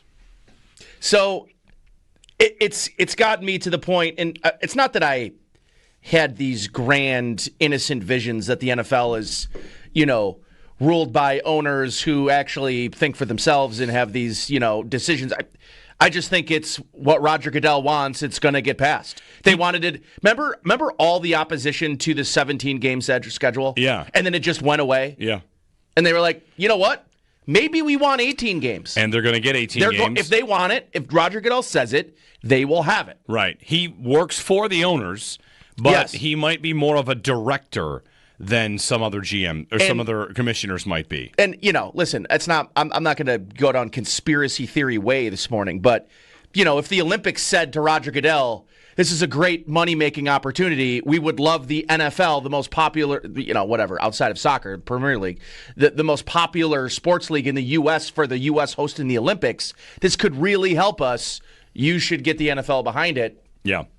What owner, so for me, it just is like, okay, yeah, I guess I'm surprised it's unanimous, but if Roger Goodell says that's what he wants what he wants done, I guess that's just what's going to be done. Yeah, he still has to get the votes. I mean, he's been wanting the tush push gone for a couple years now. That'll get voted on today, which, by the way, makes today happy last day we talk about the tush push being banned for maybe like 8-9 months.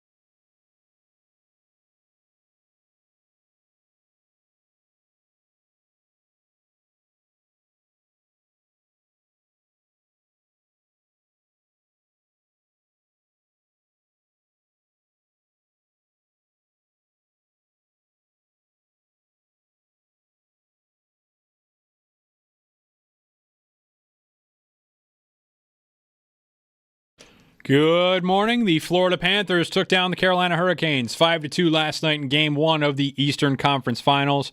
Game 2 will be in Carolina tomorrow night at 8 o'clock, and a rematch of the Western Conference Finals starts tonight between the Dallas Stars and Edmonton Oilers. Last year, the Oilers defeated the Stars in 6 games to head to the Stanley Cup Final, where they ultimately lost to the Florida Panthers. Game 1 starts tonight at 8 o'clock. Over in the NBA, the Oklahoma City Thunder demolished the Minnesota Timberwolves last night, 114-88 in Game 1 of the Western Conference Finals. Game 2 will be tomorrow night at 8:30. And tonight, the New York Knicks and Indiana Pacers get going for Game 1 down at MSG in New York City. These two teams met last year in the Eastern Conference semifinals, where Indiana won in 7 games. The long-heated playoff rivalry is ignited once again tonight with tip-off at 8 o'clock. After reports yesterday that the NFL will allow its players to participate in flag football at the 2028 Olympics, the ruling was officially voted on in yesterday's owners' meetings and passed with 32 votes from all 32 owners in favor of players competing in the Olympics. So now the NFL and NFLPA and IOC will work on the finer details of the plan to have players involved in 2028. Owners' meetings continue in Minneapolis later today with expectations that they'll vote on the revised tush-push ban. And the AHL playoffs continue tonight in Laval as the Rochester Americans head to Canada for Game 3 against the Rocket. The series currently tied at 1-1 thanks to a 5-3 Amerks win back on Friday. Face-off tonight is at 7 o'clock. That's your Paddock Chevrolet Sports Update. Paddock Chevrolet celebrating 90 years of being your hometown dealership. I'm Josh Schmidt for WGR Sports Radio 550.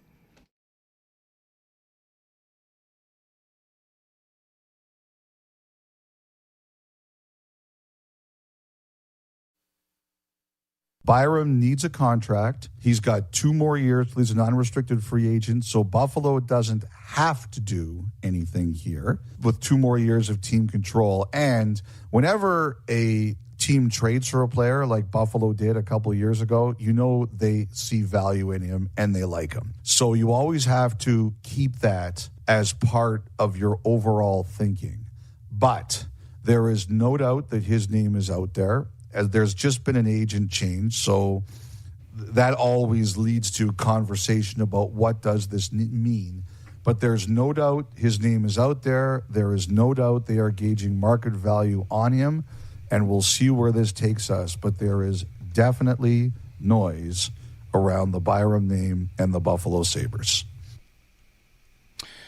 Elliot Friedman, Bo Byram, 23 years old. Only 23. Yeah. Anyway, would the Sabres want to extend him long term? He says there, Byram's name's out there in trade chatter. One thing I'd say about Byram and for the Sabres here. Good morning, Jeremy and Joe. Joe's off this week. Nate is in today. We'll get back to the NFL conversations on playoff reseeding. And it might be the last day to talk about the tush push. So all takes must go. Get him in. Get him in while you can. Adam Schefter said they're going to vote on that today. They need 24 votes to ban it if they do. But quickly on Byram. Career power play points is kind of incredible. Career power play points for Byram. Well, I'll tell you why I'm bringing this up in 1 minute. Owen, what do you think? His skill set, he's played 5 parts of 246 games. I feel like I'm going to cheat here because I think I know where you're going with this. Okay, fine. But how many points should a guy with his skill set have? He should have a lot. With 246 games played, how many power play points should he have? He should have 75 power play points. Fine. He has 10. Yeah. He doesn't play the power play for the Sabres. No, he doesn't. Right, and played behind Cale Makar. And he never will play the power play here. I got an idea. Why don't you play him this year and play him on the power play, boost his value quite a bit, and then get more for him? Is that possible? I thought they should have done that at the end of this season. Right. Yeah. That would have been a good idea. Once it's already, the ship has sailed, if you don't think you're going to sign him, play him with Dahlin, play him on the power play, make him shine up that idea as much as you can, and then start taking offers. 100%. Basically could only play him with Dahlin. Well, that's he wasn't good when he wasn't with Dahlin. Right. And they still tried to get away with it at the end of the year. Yep. So anyway, last year, Byram, 38 points at even strength. He puts up points at even strength. But, man, 2 power play points this year, 10 for his career is kind of incredible. He's a guy that a lot of teams could use in terms of production from the back end, but it's just redundant here, I think. Yeah. We will always have his first game, though. Oh, so hold on, I've already forgotten his first game. What did he do? Oh. He was basically lapping the team on the ice. That's right. Was it in Nashville? Maybe? Yes. Yep. And he scores, and he's telling people where to go, and you're like, whoa. And it was his full Steve Bernier moment. And then they got, kind of fine. And then he got, infected by the Sabres. By the disease. Well, I'd be fully on board with them trading him for whatever. Not like a bag of pucks. They're going to want to make another hockey trade. But if his name's out there, again, you can make trades that aren't hockey trades, and you make a trade for picks and prospects, and then you can just trade picks and prospects for other hockey players. Hockey is this weird thing where only player-for-player trades seem to be referred to as it's a real hockey trade. Yeah. All right, I'd be on board. I think they should. Part of the changes. Yeah, he should fetch you something. Like, you should be able to get something for him. You throw him and Quinn together, could you get something? Yeah, that should net you a nice player. Well, Byram's name was mentioned a lot in the Pettersson conversation. Mm-hmm. Yeah. Like if Vancouver's going to trade Pettersson, the thought was Byram and Cousins, and of course they traded Cousins. Yeah. One thing about last thing on the Sabres real quick here, back to some football calls. One thing about the Sabres that's still so fascinating to me is they traded Cousins and made a really big trade and acquired their highest salary at forward, and we kind of don't have any idea. Have no idea what he's going to be like here, Yep. Josh Norris, because he came here and was hurt and didn't play. And I go, all right, so your highest paid forward that could work out wonderfully. We just have no clue. None. No idea. Didn't really happen here. He's a good player. He can score. He can move. Like, he's a really nice player when he's on the ice. It's just we haven't seen it. He's not often on the ice. 803-0550. Steve in a cell. Hey, Steve, good morning. Hey, good morning. Thank you for taking my call. I just want to get back into the NFL seeding playoff ranking conversation, if that's okay. Yeah, of course. So I have a ton of ideas on this. I actually feel like how the NFL sets up its schedule is the most interesting off-season topic for a sports talk radio station. How, nobody on the top football talking shows ever discuss why they do it this way for all the off-season makes really no sense to me. But either way, I think if you're going to tell me, like you just said, you guys set it up about half hour ago really well, that, the division record doesn't really factor into the calculus that much as it is, right? It's like the 9th tie-breaking scenario, whatever it is, right? It's far back in the rankings. And if we're going to already say that the division winners don't necessarily get a home game, then I think we should just eliminate divisions completely. Cut it out. If the only reason that the Bills, the Patriots, the Dolphins, and the Jets play each other every year, twice a year, is because a bunch of rich old white men 70 years ago said so, right? The AFL. If that's the only reason, that just because, then there's really no good reason to do it that way. So I think we should have open conference play. One game a year against the AFC, 15 games, right? So there's 17 games a year, 15 games. Just everybody plays everybody in the conference once. Then you alternate home and away. And then you never have that goofy thing where the Bills were playing at Arrowhead 9 years in a row because it's just every other year everybody hosts or visits. So you still get games against the Jets, the Patriots, and the Dolphins anyway. You just get one a year, and then you alternate. Just open the conference up. You can't really tell me any team is the best team in the AFC or the NFC because everybody doesn't play everybody. You don't know that. Yeah. I think that if you have to have divisions, I think there should be some sort of realignment mechanic built in. It's just stale. It's been 24 years or whatever it's been, and I just think that there's no willingness to change how the teams play each other. And I think changing more of that would result in potentially different outcomes in the playoffs. We discussed the minutia of what is a catch and the push, all this minutia over stuff that is so inconsequential to day-to-day parts of the game. But who plays everybody all the time is a huge outcome of what actually results in the output of the league at the end. The Patriots were absolute benefactors of a lousy division that posed no threat, and they sleptwalked to a home playoff game and a week off in the playoffs every year for 20 years, and everybody was just okay with that. If I was the GM of the Bills in 2004, I would have been pounding the table every year in the May meetings to try to get realignments or some sort of promotion or relegation system, something to get out of that gosh darn division. It was insane that everyone seemed to be okay for 20 years that the Patriots just dominate because they rigged the division to literally sleepwalk into a home playoff game and a week off. And I just think it's unfair that now the Bills are good and they have to play all the good teams. They never benefited from when they were bad and had to play the lousy team. Well, they did benefit, but yeah, they never escaped. Thanks, Steve. I'm going to chew on this for a little bit because, all right, why do divisions exist? One, rivalries. Two, travel. Predictability Definitely of schedule. Travel. Yep. You know, what you suggest there, where you play every team in the AFC and you alternate home and away. That's like a college schedule, right? Yep. College football is you're going to play your side of the conference, and one year you're going to be Syracuse going to go to Clemson, the next year Clemson comes here, and Virginia Tech, and on and on and on. So that kind of format does exist, and it would be different. You know, the schedule exists for a reason, and I don't think the NFL wants to revamp their schedule just because what does it do? It gives teams at the bottom a better chance. And this is where a flaw in your seeding system, if you're the NFL, you might say this is better. We like this better. Because if I'm the 4th seed because I'm Houston and went 10-7, hey, win a playoff game. You know, win your division, win a playoff game, and you'll feel like you have a better chance. And keeping teams alive, adding another playoff team, which they just did a couple of years ago, right, to go to 7 on each side. What's it about? More games that matter, more television games. Listen, like the other biggest sport in the world doesn't have playoffs. The Premier League does not have.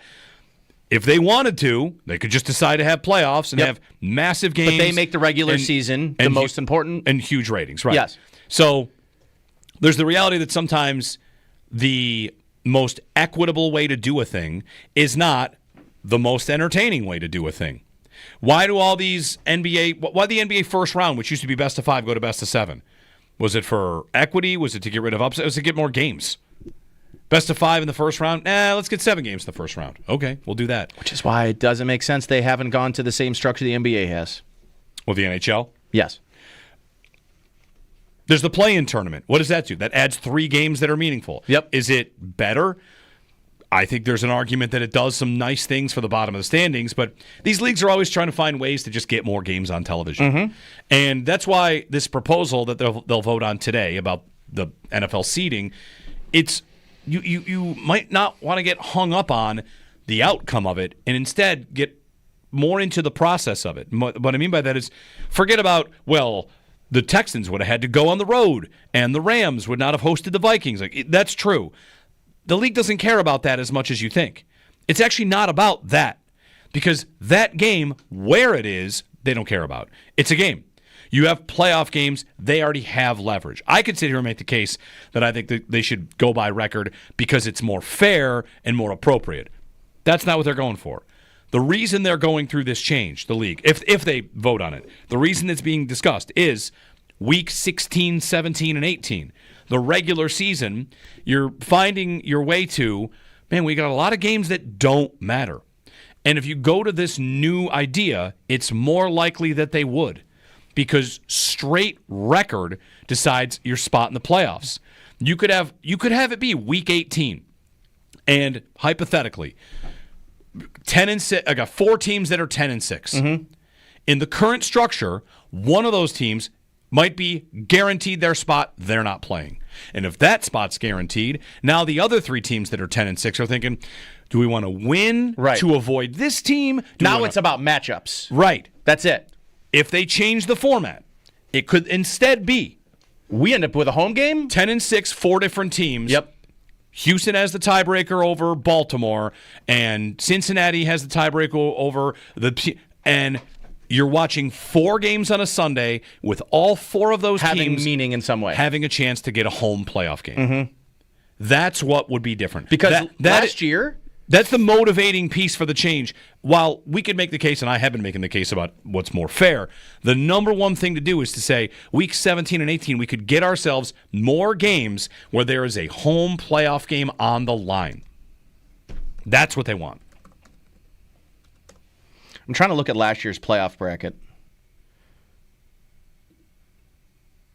because I want to know last year what we would have been. What could have been on the table potentially? It's this year. Like record-wise. So, 2, 3. Texans, won 11 games? Yeah, what you have to do is look at the Texans, how they finished their season. And the Rams, too. Like, the Rams lost to Seattle in the last game of the season because they didn't need it. They didn't care. Yep. If instead they're playing for that spot, that game might matter. And you've got the Los Angeles Rams, so I get them in the 4 o'clock window to see if they can earn themselves a home game instead of just being awarded one and not care. Minnesota, last game of the season ends up being the Lions.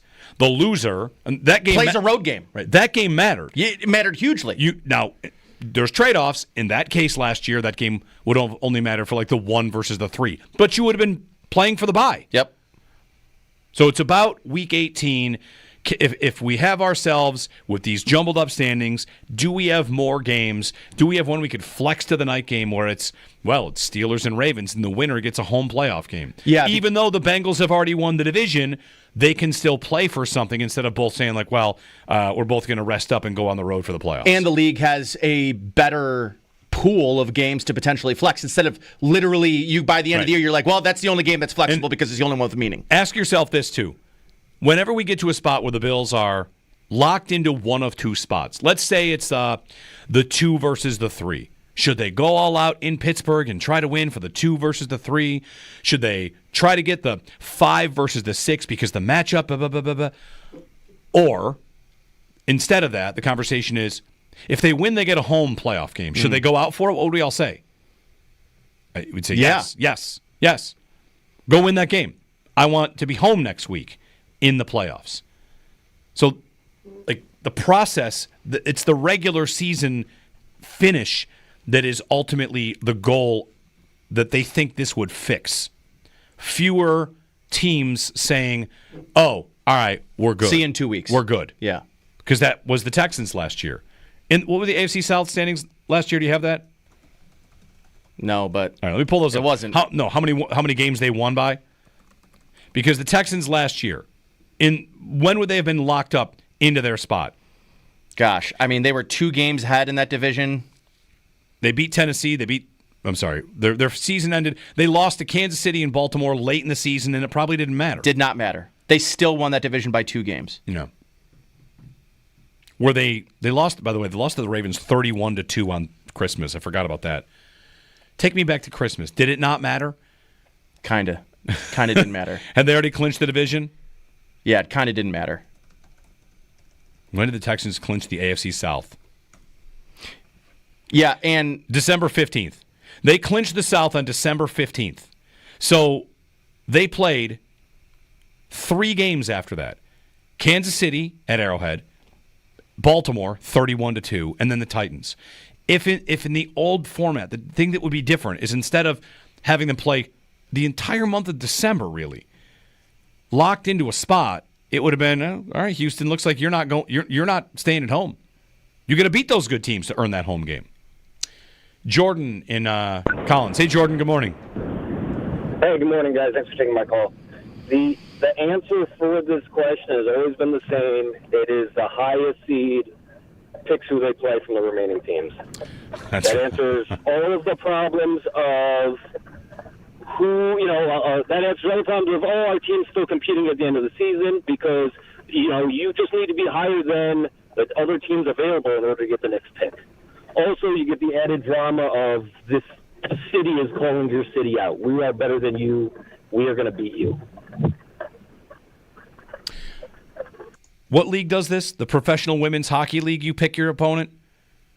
Other teams have flirted with the idea? Yeah, it's awesome. I mean, it's a great idea. You do have some leagues do it. By the way, quickly, Diana Rossini just reported that she was told that the league's competition and players' health and safety committees both voted to ban the tush push, and she expects today the tush push is likely to be voted out. All right. Which is a huge shift from 2 months ago. Well, that's when there was reports that McDermott was verbally arguing with another coach. Was it McVay? Who was he arguing with? Was it McVay? It was like McDermott and McVay were like outside of the room arguing about. No, wasn't it Howie Roseman? Was it? I thought it was a McDermott animated conversation. Yes, I just can't remember with who. It might have been. I thought it was the Eagles. But they tabled the vote originally. Yeah, Howie Roseman and assistant GM John Ferrari. Okay. Bill's head coach participated in an animated conversation. And McVay was with McDermott, I believe, and on McDermott's side. Because I think him and McDermott are kind of the face of banning the tush push in terms of people actually advocating rather than just the team pushing it forward. But, I mean, the league, the last time they had a vote on this, which would have been like, what, 2 months ago, 60 days ago-ish? They tabled the vote because they knew they didn't have the votes. So there's been a shift. Yeah. I would say a significant shift. Can I give you one quick hater's guide to hating the Eagles, and if you want this? Sure. You know how people say, like, will something have an asterisk on it? I'm just going to say this. If this gets banned today, you are freed up to say the following to an Eagles fan. The Eagles won the Super Bowl last year, aided by a now illegal play. Yeah. Just say that. And it sounds way worse. Wow. They used an illegal play? Yeah, they did. League banned it. League banned it. I mean, the Eagles are out here winning, and then they make it illegal. It's a now illegal play. All right, well, get your tush push takes in while you can. 803-0550, 1-888-550-2550. Good stuff on these two rule changes. Thanks for the phone calls. Chime in anytime. You can chime in on Bo Byram if you want to, who Elliot Friedman says the Sabres are shopping. Steve Ashburner of NBA.com coming up top of the hour to preview Knicks and Pacers in the Eastern Conference Final Game 1 tonight. When are you going to make your case for us to jump on the Knicks wagon? I'll do it. I'm ready. I am happy to do it. I think it's an easy bandwagon. How long have you been a Knicks fan? Since they traded for Carmelo Anthony. That's a long time ago. Yeah. Boy, what year is that? Like 2010? Yeah, maybe even a little earlier than that. You know the story about Melo and the number 15 in Denver? No. That they would have retired. I was talking about this with Joe. That they would have retired Carmelo Anthony's number 15. They were going to get around to it. Yep. But before they could do that, they gave it to Jokic. And now you can't do that. Now what are you going to do? Yeah. Double retire it? Yeah, you can't do that. I don't know what you do. You don't retire the number at all. And now it becomes your legacy number where great players wear. Yes, the best player wears that number. You might try. Anyway, 803-0550 Eastern Conference Finals get started tonight. And in the NHL, Carolina lost their 13th consecutive conference final game. Yeah. And they lost to Florida last night. So they're down 1 game to none. Edmonton and Dallas, that game is tonight as well. Edmonton, Dallas, from Dallas, 8 o'clock, game 1, Western Conference Final. Jeremy and Joe, Nate's in for Joe here on WGR.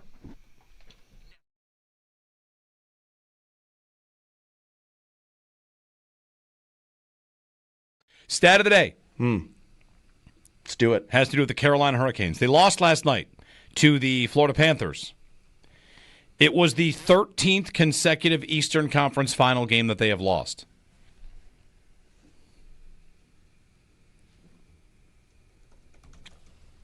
What do you... I mean, they've been to the conference finals and not won a game in 13 straight games. 13 straight conference final game losses. That's insane. Yes. Yes, that is. 13 straight. That's 3 sweeps. Yes. And we're underway.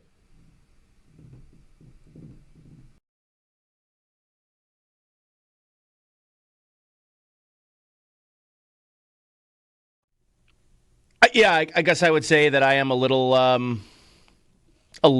surprised, but I also maybe want to point out that really this week what has felt like a lot of these votes don't really feel all like it's that much of a democracy anyways. Just a lot of the reporting about, did you hear the Green Bay report? What's about that why they're the team that's pushing for the push? No, I heard why we speculated why the Lions are the team making the playoff seed point. Why is Green Bay making the tush push? Supposedly it's because they don't have a principal owner, so there isn't an owner to look at and say, why are you doing this, man? That makes sense. So it's gotten me to the point, and it's not that I had these grand, innocent visions that the NFL is, ruled by owners who actually think for themselves and have these, decisions. I just think it's what Roger Goodell wants. It's going to get passed. They wanted it. Remember all the opposition to the 17-game schedule? Yeah. And then it just went away? Yeah. And they were like, you know what? Maybe we want 18 games. And they're going to get 18 games. If they want it, if Roger Goodell says it, they will have it. Right. He works for the owners, but he might be more of a director than some other GM or some other commissioners might be. And, listen, it's not. I'm not going to go down conspiracy theory way this morning, but, if the Olympics said to Roger Goodell, this is a great money-making opportunity. We would love the NFL, the most popular, whatever, outside of soccer, Premier League, the most popular sports league in the U.S. for the U.S. hosting the Olympics. This could really help us. You should get the NFL behind it. Yeah. What owner, so for me, it just is like, okay, yeah, I guess I'm surprised it's unanimous. But if Roger Goodell says that's what he wants to do, what he wants done, I guess that's just what's going to be done. Yeah, he still has to get the votes. I mean, he's been wanting the tush push gone for a couple years now. That'll get voted on today, which, by the way, makes today happy last day we talk about the tush push being banned for maybe like 8-9 months.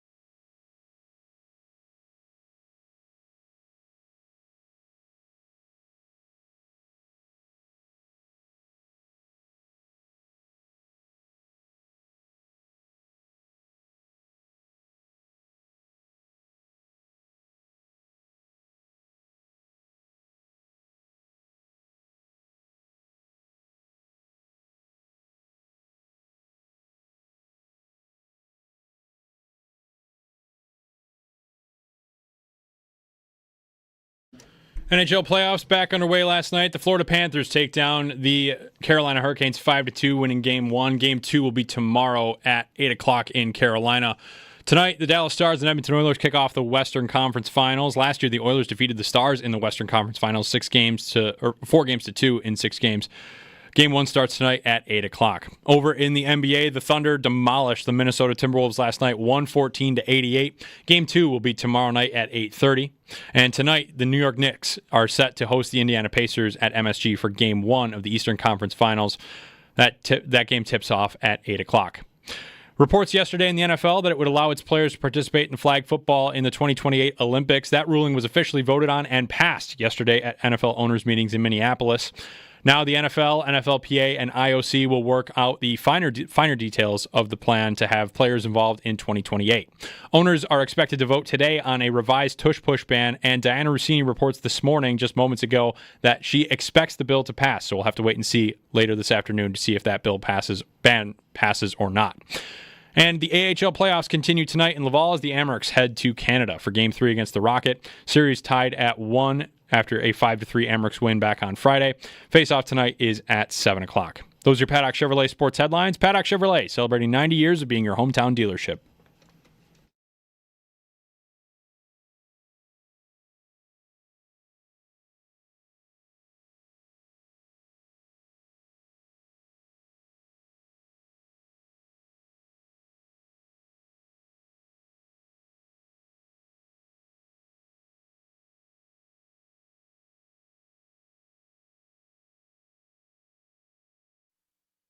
Yeah, and the reason for it is I think the potential for us to grow is there. It's the greatest opportunity for growth. I mean, we already have 200+ million fans here in the States, so we're not giving up on the States and continuing to expand here. But the international is just, it's an open market for us. We're introducing the game. We're sharing our game, and the fans are reacting to it in an extraordinary way. So we're excited about our potential. Yes, I do see 16 regular season games. I think that will happen sometime in the very near future. Wow. 16 regular season international games, Roger Goodell says. 16. When's Canada on the list? Yeah, you'd think. Did you see the Cincinnati Bengals claimed them as their international? Yes. So maybe the Bengals. You would think Canada, the Bills kind of were the first on that market. Yep. When's Canada get in the actual regular rotation? Would that happen? Like Vancouver? Like they should probably host the Seattle game. As the NFL's, going all these international spots, does Canada just wave and say like, "Hello"? Yeah, we'll take one. And they have a league too, of course. 803-0550. Diana Rossini reports she expects the tush push to effectively be banned. Yeah. We will see. It was tabled at the last owners' meetings in the interest of getting better language. So maybe they make it more clear. We'll see. Ron in Alden is next up. Hey, Ron, good morning. Good morning, guys. I guess I'm a little confused about the possible change of playoff format. And if you win your division, you're guaranteed to make the playoffs either way, right? But you're not guaranteed a home game. And that's all my question is. Thank you. Yes, you would still make the playoffs if you win your division. Okay, thanks, Ron. Yeah. Winning your division would mean you make the playoffs. You just are not guaranteed a home game like at current. That's really it. That's the only thing they're voting on is winning the division isn't the only reason you have a home game. It would be by record, which they do for everything else, including division winners. The tush push. So you got Rossini on that? What was it? The competition committee and the player safety committee both voted to ban it. Now, on the player safety committee, you just have like people that are. To me, that was always the toughest part of this. As McDermott was front and center trying to make the point about player safety as being the main reason, yeah. Yeah, that was always a little bit of a tough sell. Maybe the league felt like it had to go that way to convince people, but I don't know. It never really made sense to me. Without the actual evidence. You're going to want evidence. You're going to make a case. You're going to want evidence. Mm-hmm. Anyway. They didn't really have good evidence. So if it gets banned, we'll just go back to quarterback sneaks. Regular quarterback sneaks. Yeah. Which the Bills and Eagles will still be the two best teams at. Yes. So I think that's right. They just don't get the help anymore. Yeah. Is that people will say they made it illegal so the Eagles couldn't do it, I guess, and they couldn't stop it, so they made it illegal, but I think that what would you say on average if quarterback sneaks remained the same volume as they were this year with and without the tush push, what percentage drop in efficiency would you expect to see? Tom Brady was 58 for 59 when he did it. You know the difference? You know what we might start to see happen if the tush push is banned? Turning around and handing the ball off again? That might be a part of it. The other thing that might happen is instead of... Because what did the tush push ultimately do for offenses? It allowed them to scratch the itch of bring all the giant people in. Sure. Let's get the big dudes in there and smash them in the face and push from behind and get an extra push. Because before that, we would see quarterback sneaks or handoffs in the line, and some of us spent a decade yelling, why don't you just spread it out? Mm-hmm. Put 5 receivers out there. Make them cover them. Yeah. Open up the middle of your field. Have, fewer people where the ball is and just fall forward with Jalen Hurts or Josh Allen. I feel like we might see a return to that kind of sneak. Because when Tom Brady was sneaking the ball, it was a lot of that. It was not always in bunch formation with a bunch of big dudes. And part of the problem for me is it's banning a play that I know for sure 2 teams use regularly. Is there a third? Who's the other team other than the Eagles and Bills that you would say regularly deploy the tush push? The other team, the third team that does it is... trying to think. Who was it? We had stats this year on what quarterback had 3 yards rushing in his career. Was it Goff? Was it Stafford? Somebody had not scrambled in 3 years. Mm-hmm. Probably Goff. It might have been Goff. He had not actually scrambled forward in a whole season or something. I forget who it was. Yeah, maybe. 803-0550. So owners' meetings. I wonder what time this news will come down. What time did the Olympics approval come down yesterday? Unanimous 32-0. Afternoon, mid-afternoon? It was lunchtime, I think. I wonder, these 2 proposals on the seating and the tush push, maybe this afternoon. I can't even find it I want to know if there's... this is literally 2 teams. A third team does not stand out to me as a third that has regularly used this play to success. Yeah. So... that's my point in this is I'm thinking to myself, what could the possible domino effects be? You mentioned maybe teams will spread it out more. Maybe teams will start using the fullback play, which never works again. To me, I don't think it changes a lot. I just don't. I don't think enough teams run it for it to make a dramatic difference. The other thing I was thinking of, would this make the league's increasing aggressiveness on 4th and short to go for it? No, I don't think it will. I don't think it's going to make the Bills punt it 5% more. No, I think they'll run quarterback sneaks again. Yeah. And I don't think it's going to make the Eagles punt the ball more. Would McDermott say that the sneak without the push from behind is not a risky play? And would the competition committee say, or the health and player safety committee say that? And the push is the only thing that's making that an unsafe play? For anything you might make an argument, it makes it more safe. Yep. 803-0550. Dan in New Jersey. Hey, good morning, guys. Morning.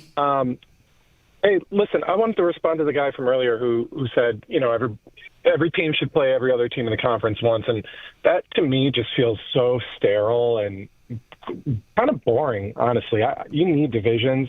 You need to spice it up. Sometimes you're in a good one. Sometimes you're in a bad one. And them's the bricks. That's sports. Yeah. So, I don't know. I think you should get a home game for winning your division. You should get one, and then reseed after that, right? So if you're the 2 seed and something happens at the top, you get to play the 7, whatever it is. So, yeah, but you need division. That's sports for me. So, anyways, I'll hang up and listen. Thanks, guys. Thanks, Dan. They could, I don't think they're going to move divisions anytime soon unless there's another team coming in, or 2 teams coming in. Yeah. Or 4 teams coming in over in Europe. Great. But yeah, I agree. I mean, that's not changing. You used to have a 5-team division. It's funny, sometimes when these leagues are imperfect or imbalanced, I mean, there were a couple of years the NHL had fewer teams in the West than in the East. Mm-hmm. And there's a couple of years in baseball where they had 6 divisions and one, like the NL Central was a team short. Yep. So you have had imperfections kind of built in throughout. Question is, how much do these teams, these leagues, care about them? In this case, again, enough to vote on it. We'll see. Yeah. Again, it might not even be changed. Yeah, I do. I find it very interesting, though, the dramatic shift from the last time that this was talked about, which again was not long ago. It was before the draft. The tush push, and then there wasn't really a lot of talk about the Olympics. That kind of came on, I think, pretty recently. But the tush push, it's a big shift for the league, where it felt like Sean McDermott was the face of the opposition. Now he looks like the face. Like he went from being an outlier to being a part of the majority. I guess so, if they got those final votes across. 803-0550. A couple in the chat say that Baltimore does it with Mark Andrews, and Green Bay does it with their tight end as well. Kraft, does he do it for them? Okay. It's not the same. Well, I mean, it's the same. Using a different player, yeah. Sure. It's a good way to protect your quarterback from any sort of stuff that's going on there.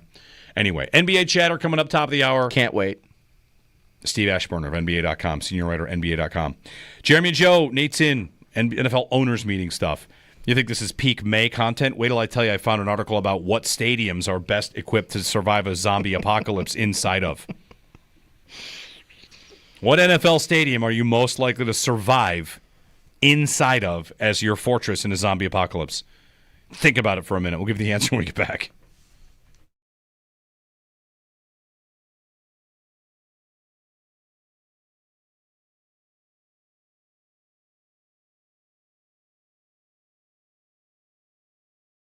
By the way, quickly, Diana Russini just reported that she was told that the league's competition and players' health and safety committees both voted to ban the tush push, and she expects today the tush push is likely to be voted out. All right. Which is a huge shift from 2 months ago. Well, that's when there was reports that McDermott was verbally arguing with another coach. Was it McVay? Who was he arguing with? Was it McVay? It was like McDermott and McVay were like outside of the room arguing about. Oh, no, wasn't it Howie Roseman? Was it? I thought it was a McDermott animated conversation. Yes. I just can't remember with who. It might have been. I thought it was the Eagles. But they tabled the vote originally. Yeah, Howie Roseman and assistant GM John Ferrari. Okay. Bill's head coach participated in an animated conversation. And McVay was with McDermott, I believe, and on McDermott's side. Because I think him and McDermott are kind of the face of banning the tush push in terms of people actually advocating rather than just the team pushing it forward. But, I mean, the league, the last time they had a vote on this, which would have been like, what, 2 months ago, 60 days ago-ish? They tabled the vote because they knew they didn't have the votes. So there's been a shift. Yeah. I would say a significant shift. Can I give you one quick hater's guide to hating the Eagles, and if you want this? Sure. You know how people say, like, will something have an asterisk on it? I'm just going to say this. If this gets banned today, you are freed up to say the following to an Eagles fan. The Eagles won the Super Bowl last year, aided by a now illegal play. Yeah. Just say that. And it sounds way worse. Wow.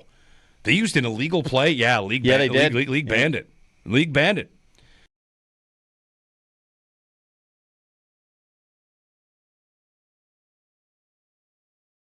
Okay, so can I find 24 teams that should vote to change the playoff seeding? And here's how I would lay this out. The NFL is not equal across all 32 teams. Bills fans, we knew this during the drought, and we now live on the other end of it. Mm-hmm. During the drought, the Bills were in a division with Tom Brady, and he ate their lunch every day. Or ate them for lunch, or with both. Both. Ate them and also the ate Bills their were lunch. Obviously not a competitive team to a level to talk about a Super Bowl, but they were also probably artificially low based on losing to him 36 times. How many times did the Arizona Cardinals have to play Tom Brady? I think it was twice. Yeah, And the not Bills nearly as had much. twice a year. Yep. If the Bills were in another division during the drought, chances are they'd probably make a playoff appearance once. I would stand by that. I would too. The same way that you might say if the Bills were in the NFC, they might have a Super Bowl appearance by now because there's not Andy Reid and Kansas City standing in their way to knock them out 4 times. Instead, it would be, can you get by the Niners? A team that you've dismantled in the regular season twice now. Can you get by the Rams, another team that you have shown some success against? Yeah. You know, the format, whatever. You don't have to change every format. Who should vote for a change in the playoff seeding? Let me give you 3 teams. New England, Miami, and the Jets. Because the reality is, hey, it would be nice to have a home playoff game. Las Vegas, L.A., Denver. Yes. All of them should want We're it. up to 6. Yep. Because how are they going to host a playoff game? You can either beat Josh Allen out in a season, something that has not happened since he's basically become who he is. You could beat out Patrick Mahomes. Or, then again, if you're like, the Falcons, you can beat out the Bucks and Baker Mayfield, who's pretty good. Pretty good. Not the same. The parity of the NFL is supposed to bring worst to first. It's supposed to, the turnover is there. They like it. They want it to feel like the Titans aren't that far away.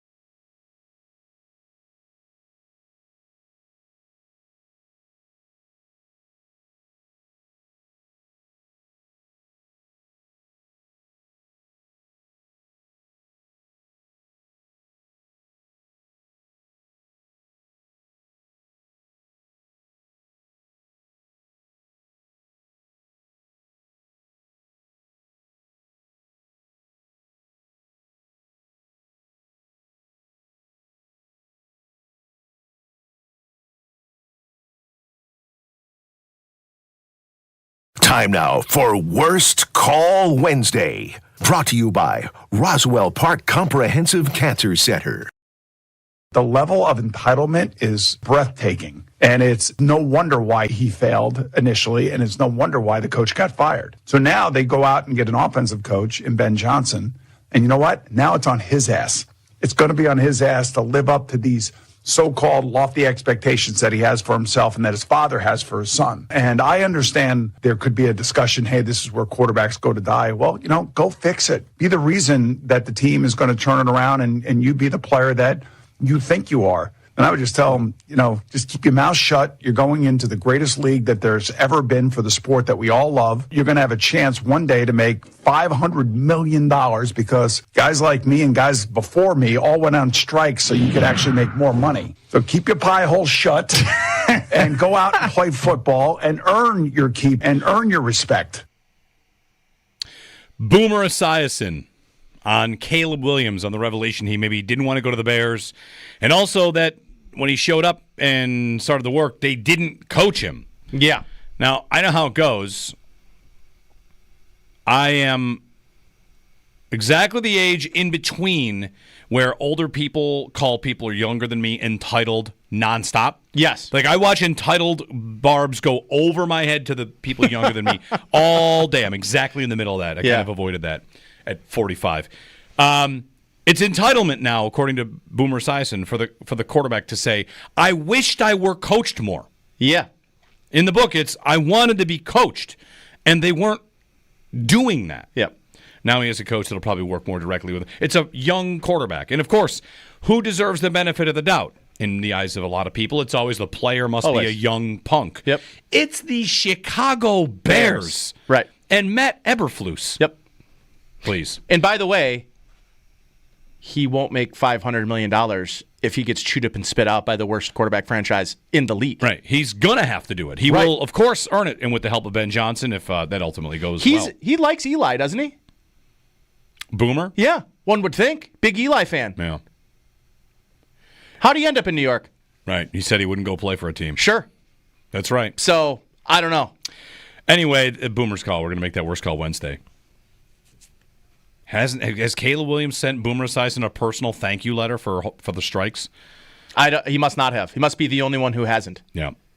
It's fine. They'll make that worst call Wednesday. We've got to pick something. Maybe you think it's the changing of the rules, which we do expect now. The story is the tush push may be banned, and the playoff reseeding proposal likely won't be changed. So that's the latest. 803-0550. All right, I go to the break teased. This article, I found it. Most likely stadiums that you could survive a zombie apocalypse in. It's actually from October, but there was a study done by like a gambling site. Just have a little conversation here. So what stadium, just picture them all in your head, are you most likely to survive a zombie apocalypse in that stadium? Anybody already knows, I think, if you're just thinking about this, Highmark, the current Highmark, not good. Terrible. You wouldn't stand a chance. Absolutely terrible. To try and build barricades out, it'd just be a real tough spot. Have a thought? Think about the stadiums. What would be the best one? I got one. All right, what is it? Dallas. They can use the sun as a defense. I don't know that does the sun deter zombies? I'm pretty sure they're night stalkers usually, right? The top 10, according to this study that was done. Pittsburgh 10, Indy 9. You're going to get a lot of domes. You're going to get domes. Yeah. Indy 9, Dallas is 8th. Okay. Vegas 7th, Washington 6th. Okay. Cleveland 5th, M&T 4th, Arrowhead 3rd, Lambeau 2nd, and number 1 is Arizona State Farm Stadium. Is there commentary about why? So Lumen Field finished in last, by the way. So how did they rank this? Proximity to water, low population in the area, perimeter. See, I was thinking all about perimeter. Grass service. In grass, you can grow crops. Oh, this isn't just like defending off of this. We're rebuilding civilization. Well, are you familiar with The Last of Us? I am. In The Last of Us 2, they set up at Lumen Field. In the video game, at least. I've not seen the show. Maybe I should watch the show. I played the game. They set up inside a football stadium, and that's like their fortress. I'm pretty sure it's Lumen Field. The whole thing happens in Seattle, right? Anyway, Lumen Field was ranked very low. And I would say that old Highmark, pretty low. New Highmark, I would have high hopes for. I would have very high hopes for, yeah. There you go. There's your zombie apocalypse content for the day. Steve Ashburner, NBA.com senior writer, going to join us on the other side as we gear up for tonight's Eastern Conference Final, Game 1, Knicks and Pacers. Can't wait. Jeremy and Joe. Nate's in for Joe here on WGR.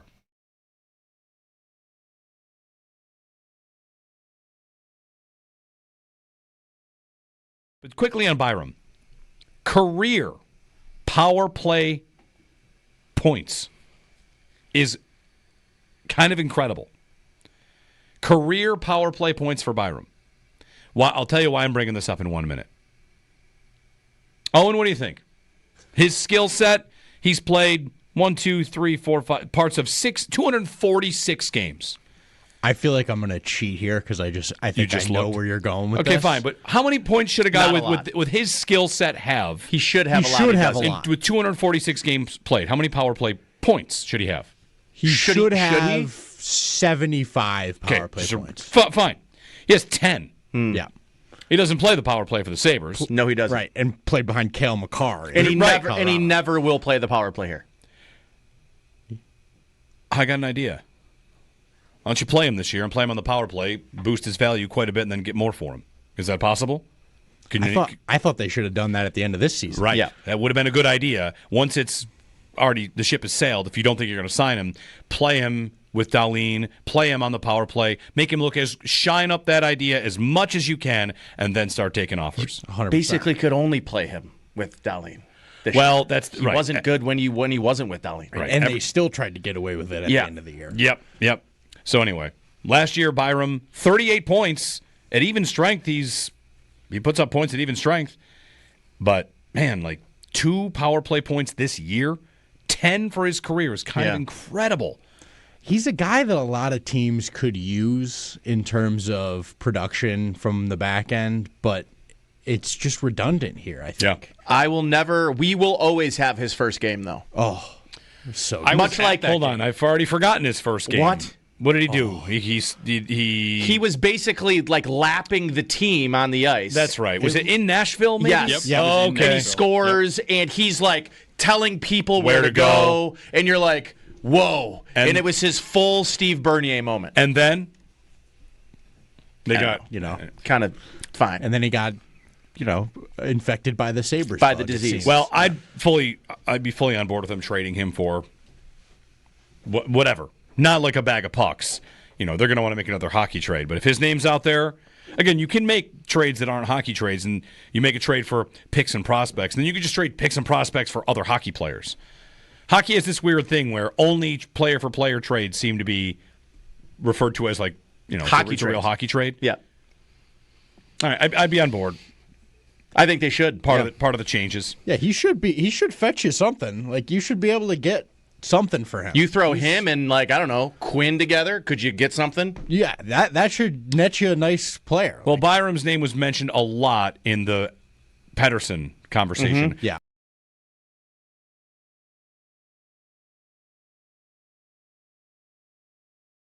Stat of the day. Let's do it. Has to do with the Carolina Hurricanes. They lost last night to the Florida Panthers. It was the 13th consecutive Eastern Conference final game that they have lost.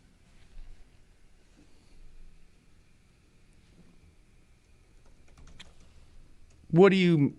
I mean, they've been to the conference finals and not won a game in 13 straight games. 13 straight conference final game losses. That's insane. Yes. Yes, that is. 13 straight. That's 3 sweeps. Yes. And we're underway.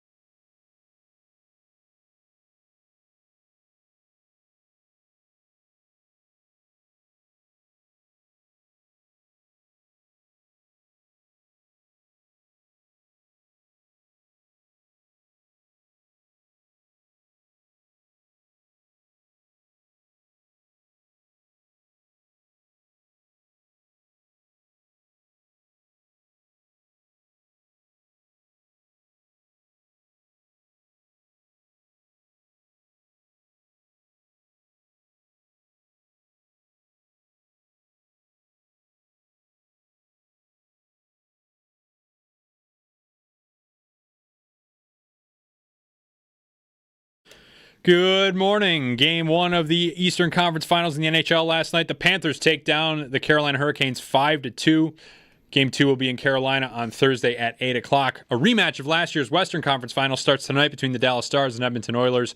Last year, the Oilers defeated the Stars in 6 games to advance to the Stanley Cup Final, where they ultimately lost to the Florida Panthers. Game 1 starts tonight at 8 o'clock. Over in the NBA, the OKC Thunder demolished the Minnesota Timberwolves last night, 114-88. Game 2 will be tomorrow night at 8:30. And in the Eastern Conference, tonight, the New York Knicks host the Indiana Pacers for Game 1.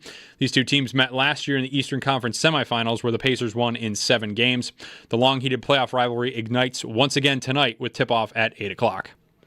After multiple reports yesterday that the NFL would allow its players to participate in flag football in the 2028 Olympics, the ruling was officially voted on at yesterday's owners' meetings in Minneapolis. Reporters show that the vote passed unanimously, with all 32 owners voting in favor of players competing in the Olympics. Now the NFL, NFLPA, and IOC will work out a plan for the finer details for the players to be involved in 2028. Owners' meetings in Minneapolis continue later today, with expectations that they'll vote on the revised tush-push ban. Reports coming this morning from Diana Rossini that ban is expected to pass. We'll find out later. We'll find out more this afternoon. And the AHL playoffs continue tonight in Laval as the Rochester Americans head to Canada for Game 3 against the Rocket. That series is currently tied at 1-1 thanks to a 5-3 Amerks win back on Friday. Face-off tonight is at 7 o'clock. That's your Paddock Chevrolet Sports Update. Paddock Chevrolet, celebrating 90 years of being your hometown dealership. I'm Josh Schmidt for WGR Sports Radio 550.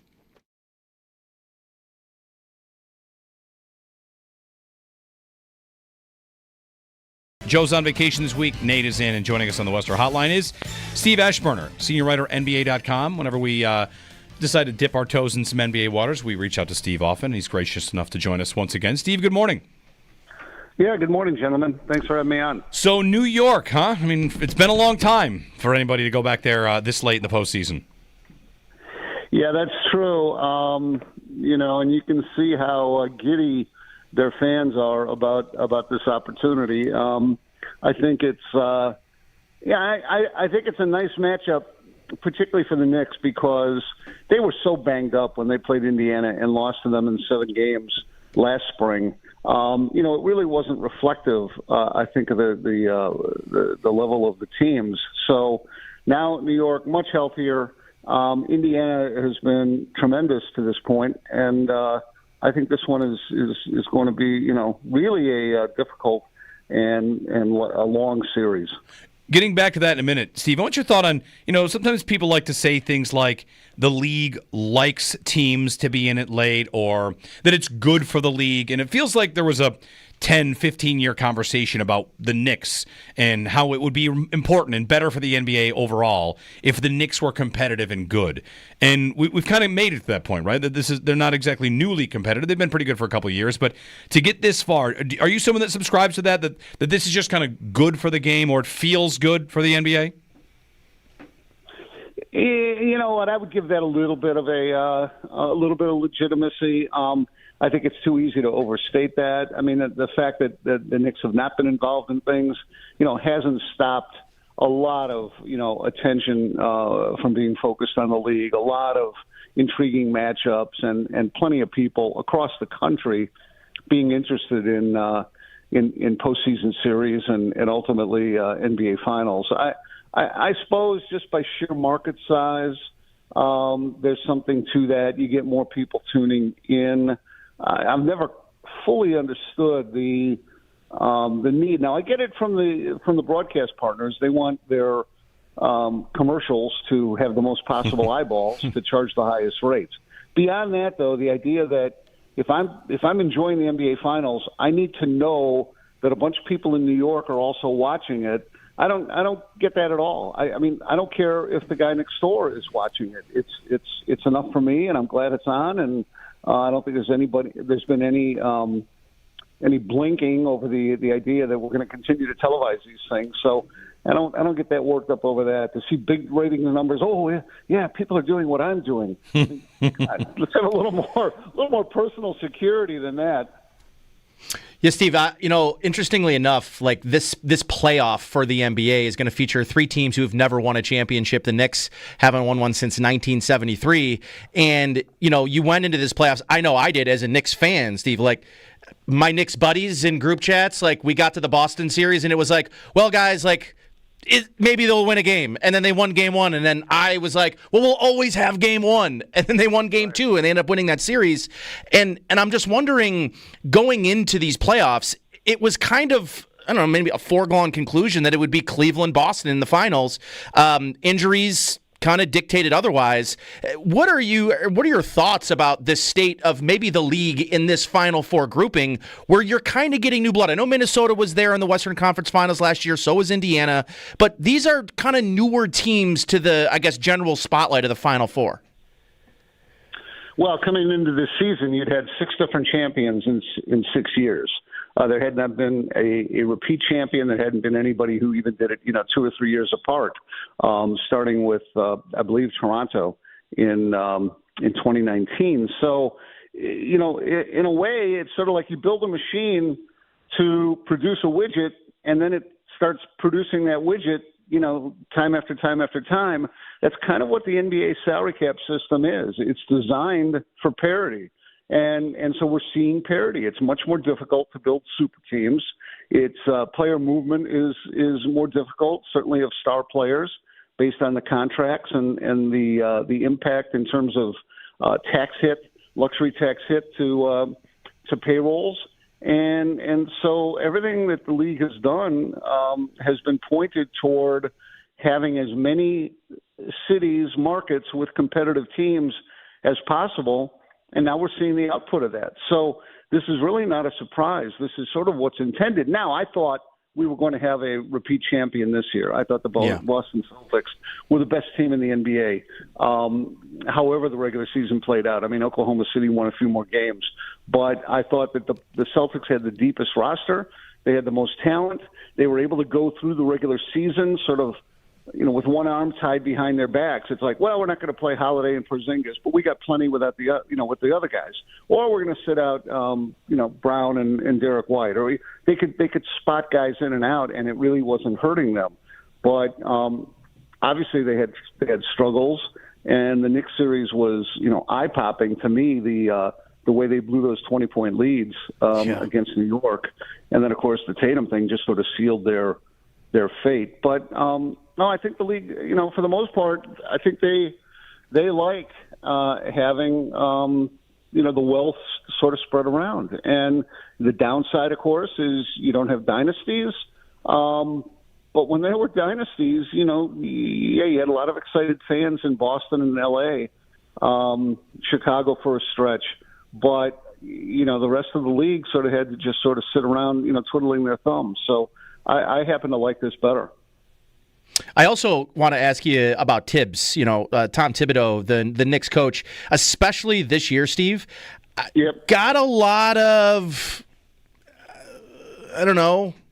criticism for playing his starters as long as he has all year. I mean, they have, I think, 4 of their starters are top 10 in the league in minutes played and minutes per game. You have the minutes champion in Josh Hart, who basically doesn't come off the court same.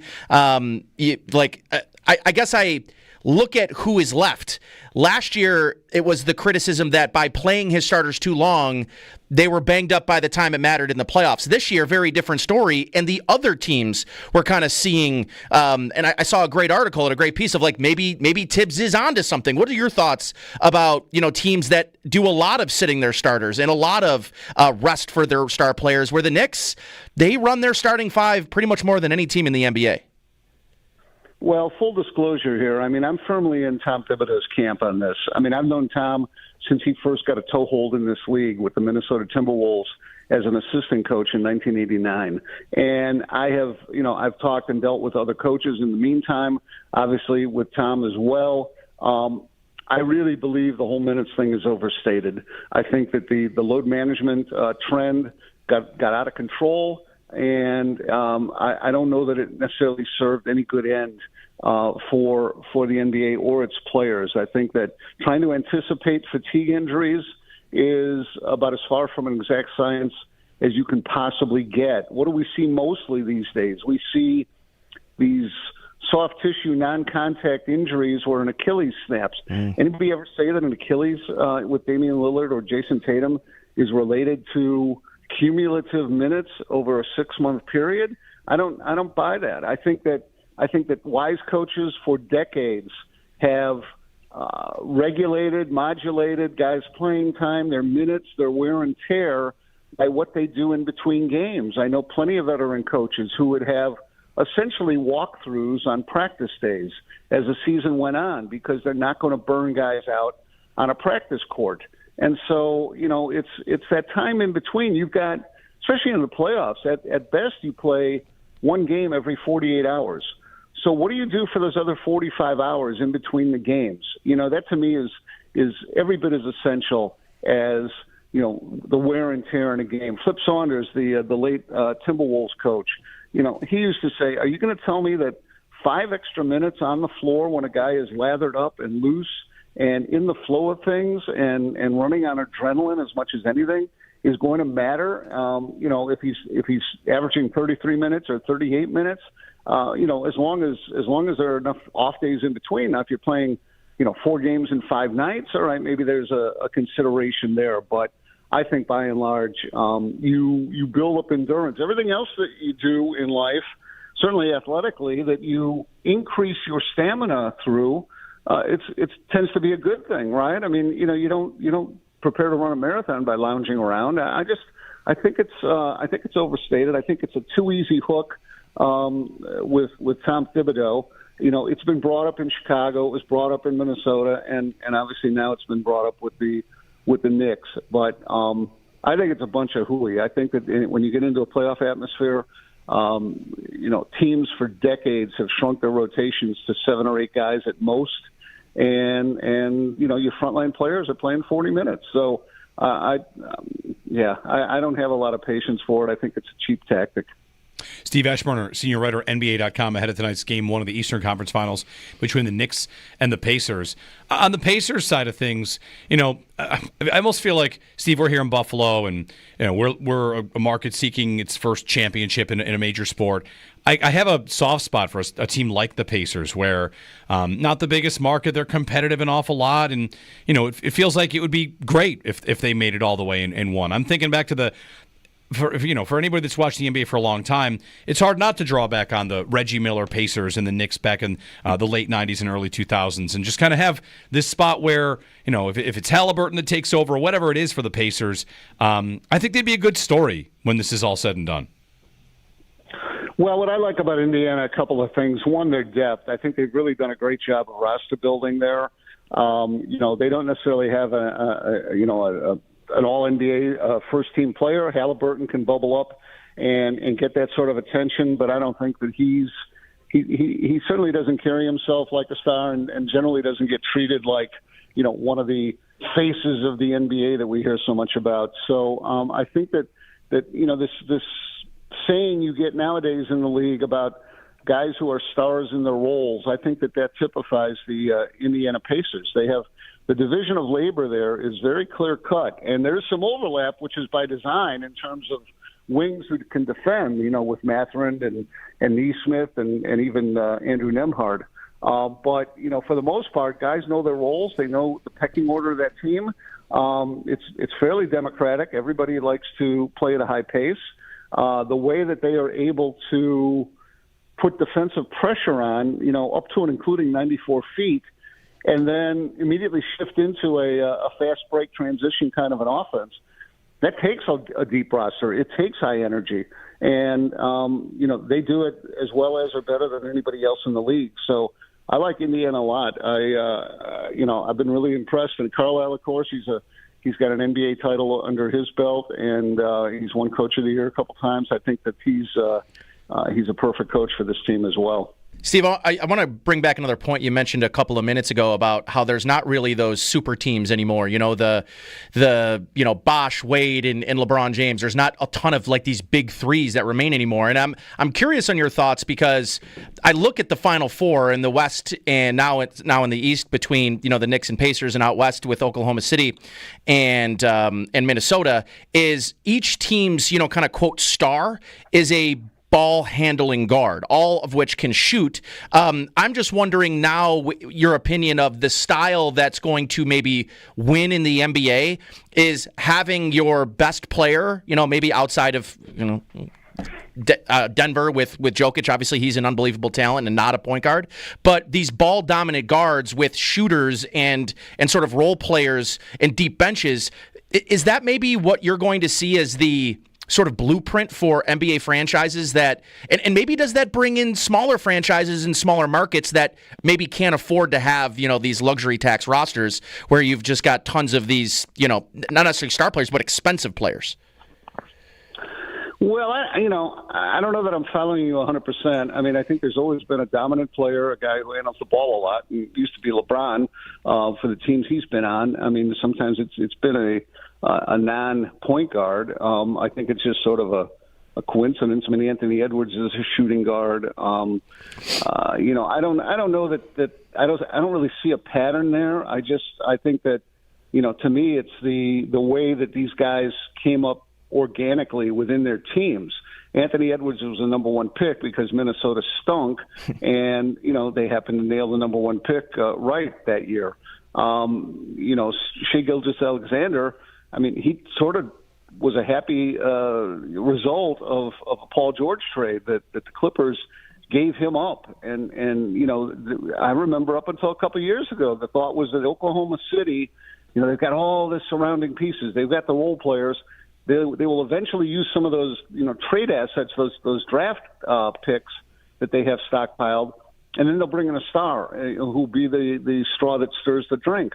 Well, he emerged from within, and that accelerated the Thunder's timeline with SGA emerging as that guard. I mean, Brunson should have been re-signed by the Dallas Mavericks. The fact that they did not do that, it looks now like one of the major gaffes. I mean, they sort of gave up on other guys too. I mean, Porzingis was another guy, and could be that Doncic will be that guy too. And most of us would say that was a mistake to get rid of him. So, he ended up becoming this leader of a team and all NBA quality MVP, considered player in New York, sort of on his own and within that system. And then Halliburton in Indiana, the same thing. He was part of a pivotal trade, two good players swapping teams. Domantas Sabonis, who's a double-double kind of machine, and continued that in Sacramento. And Tyrese Halliburton, who was sort of a young guy on the come. But again, I don't think people thought Halliburton would be the player that he is. So I don't see a real pattern there. I just think that it's refreshing to know that it wasn't simply a free agent purchase that bought somebody a ticket to the conference finals at this point. Steve Ashburner, NBA.com senior writer. Steve, thanks very much for the time. Always a pleasure. Always glad to have you on. And enjoy this Eastern Conference Final Series. Yeah, you too. You're welcome. All right, Steve Ashburner, NBA.com senior writer. One other basketball note for you, Nate, here. Which, by the way, I want to get your thoughts on the Knicks and your prediction, your vibes. You're a big Knicks fan. You got to explain to people that might not know what Bing Bong is.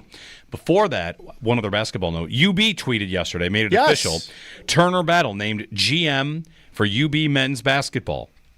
Now, I will effort to get Turner on the show soon to talk about that and, of course, share his greatest memories of playing on the same court with me in a rec league. Oh, okay. I was on Turner's team. Turner was on my team. I'm close friends with his wife's family, the Hell side.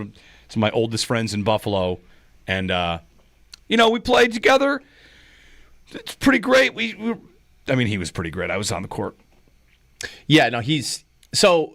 Have you ever done that? And you'd have a good play rec league. But you were also obviously way better at the said sport that I'm going to say I was a basketball. Where you're on the same court with one of the top 1% of people that have ever done it.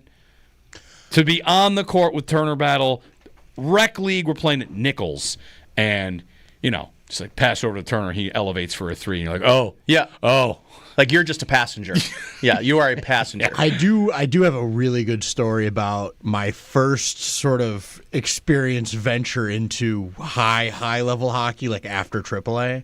I got drafted to Sault Ste. Marie in the OHL, and I went up for rookie camp and did well enough that I got invited to main camp. So like I'm at training camp with all these guys, and Barrett Hayton had just gone 5th overall to the Coyotes the year before. And he's on Sault Ste. Marie.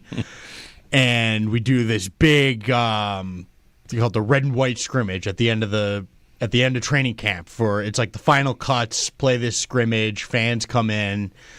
And, they do a shootout at the end of those every time just to, give the fans something to sort of have fun with. And I stopped the first 2 shootout attempts, and then I see Hayton get off the bench, and I'm like, ugh, this might be tough. This guy's just got picked in the top 5 of the league. Like, I am 16 and have never been around anybody this good. And he came down, and I made the decision before he even touched the puck. Like, I'm going to poke check him. I'm going to get him. Like, I'm going to go at him, and I'm going to get him. He got to the top of the circle, and I think I probably moved my blocker a millimeter before he recognized, oh, he's going to try and poke check me. And audibly, to where you could hear it I'm sure fans could hear it, laughed as he shot the puck 5-hole and just clink in the back of the net. I'm left there standing, not even frozen, not even moving. Hayton laughs before the puck's even in the back of the net. That's awesome. Yeah, there's a lot of those moments. Byfield got me once really good too on LA when I was 15. That was fun. But there's always time, you can always see it, no matter where you are. Those top elite 1% guys are just, they're freaks. They all are. Yes, they are. And I'll say this about Turner Battle. This would be, so it would have been Reggie Witherspoon and Jim Quitchoff was the assistant coach. Yep. Jim's a very good friend of my dad's. I used to do the UB basketball camp every summer. And this would have been, middle school to high school. All the players of those teams would be at the camp, and they'd be the counselors and the coaches, and then you would separate, team up, and then play scrimmages. And it was probably my favorite part of every summer was that camp. Yep. And so I became I was a big fan of those teams, the Turner Battle teams, like Rod Middleton. I remember a lot of names from those teams. They were so fun because team. I was going to 7 games a year, and that was the most success the school had ever had. Yep. Under that program. So yeah, that name Turner that hits. One thing about when we get to talking to UB about this news a little later on, maybe later this week or next week or whenever, the new kind of created role in collegiate sports of general manager, to me, makes total sense. Makes total sense. You've got athletic programs with athletic directors, and they've got a lot on their plate. You're an athletic director. You have all the sports, and these sports are obviously money machines, and how many people in the entire sport, and then to have, let me just have a general manager for basketball. Mm-hmm. That makes so much sense to me, to have someone with their eyes that again is played and to have played in the program. I think it makes a lot of sense throughout college sports. We're starting to see this role that's been created. It's almost becoming more important than the head coach. Yeah. Because in reality, I don't think it's very possible for these head coaches to be general managers. To be recruiters and be the coach. It seems like it's a really organically created spot in the new landscape of college sports. With the NIL, yeah, right. That makes a ton of sense. 803-0550 is our phone number. Diana Orsini reports the tush push expected to be banned. Are you ready for the fantasy football fallout? You want to trade for Jalen Hurts while you can right now? Everyone thinks, tush push is gone. Oh, that's right. All his value is gone. Oh, you want to unload Hurts? You want to trade for Hurts? What do you want to do? Tush push time? I'd trade for him. I also would. 803-0550. He's still pretty good. And I bet they still sneak him in from the one. They just don't push it. Mm-hmm. Right? Weren't all the stories that he squats 500 pounds? I've got no concerns. That doesn't He's gonna change. have just as much success without the tush push. Yeah. 803-0550 is our phone number. Jeremy and Joe. Joe's out this week. He's on vacation. Nate's in today. Yeah. Hang out. 803-0550 on WGR.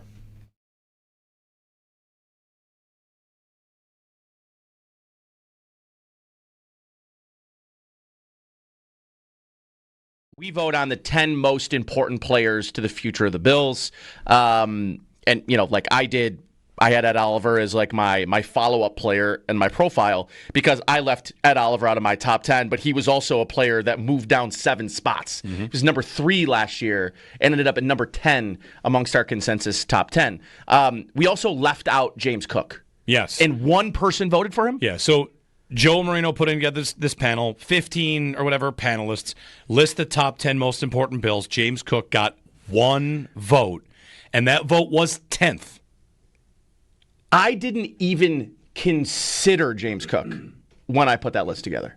Wasn't even a name that I was like, because when you make these lists, Jeremy, right? Like a lot of times when you're making a list like this, especially when you're doing it for an exercise, you make the list and then you immediately like reshuffle it 3 times. You're like, no, I gotta move him there. Oh shoot, I left him off. Okay, I have to reshuffle this.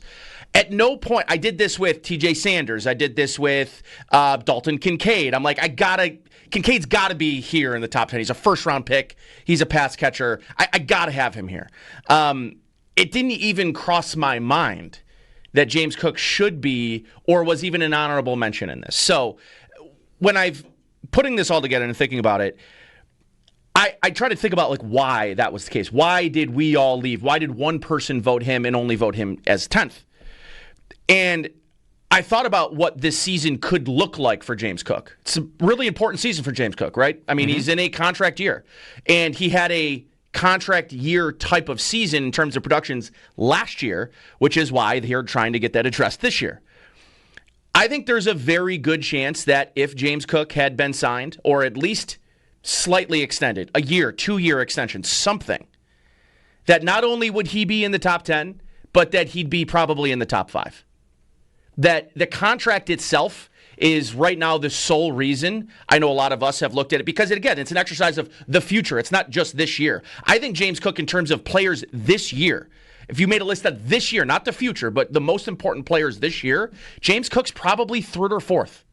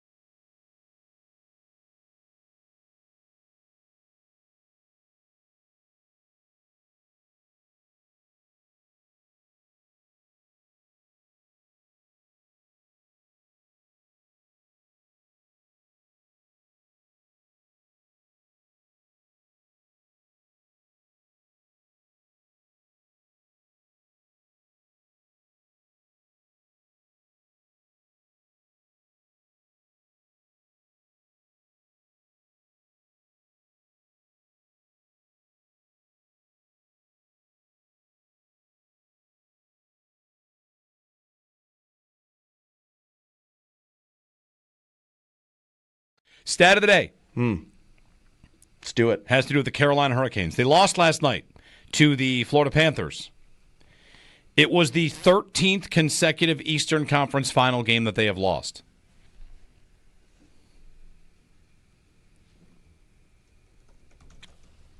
What do you...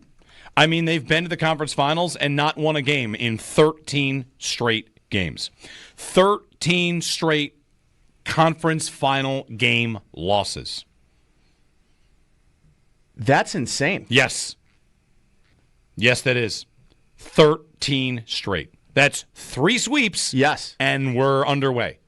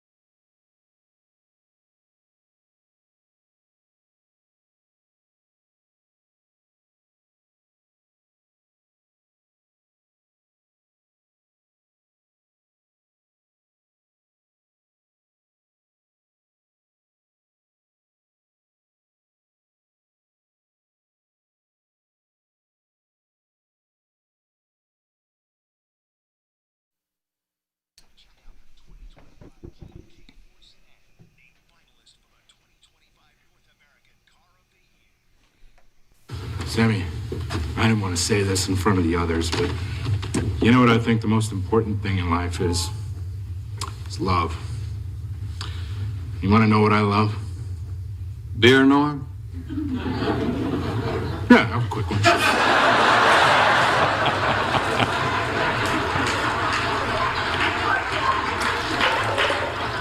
Well, Sammy, I love that stool. If there's a heaven, I don't want to go there unless my stool is waiting for me. And I'll tell you what, even God better not be on it. You wouldn't dare. I don't think it matters what you love, Sammy.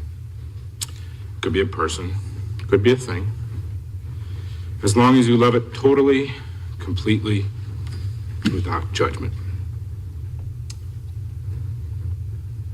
You know what I think? I think you ought to go home and wake up Vera with a big kiss and then do what comes naturally. Wake her up so she can watch me eat a bucket of buffalo wings?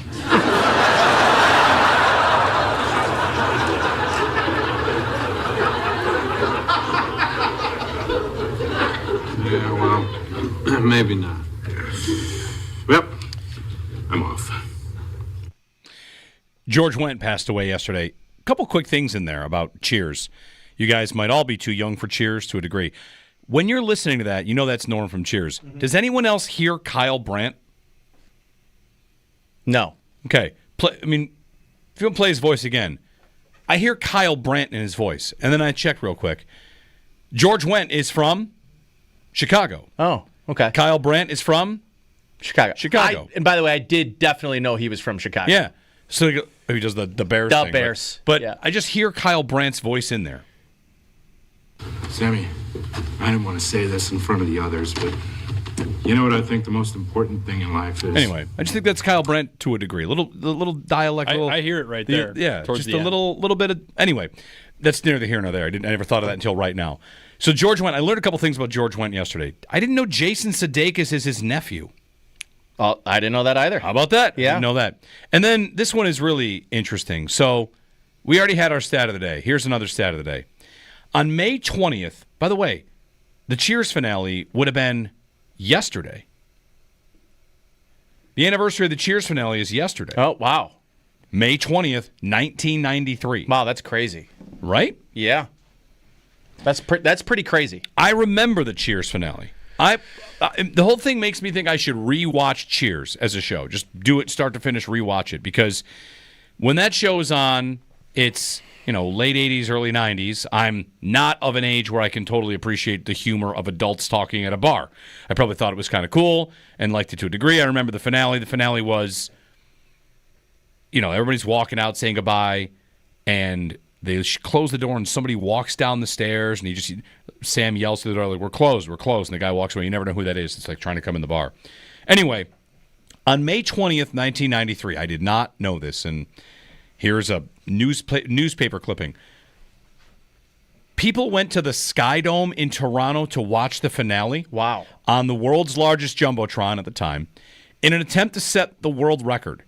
33,000 people watched the Cheers finale together at the Sky Dome. That's cool.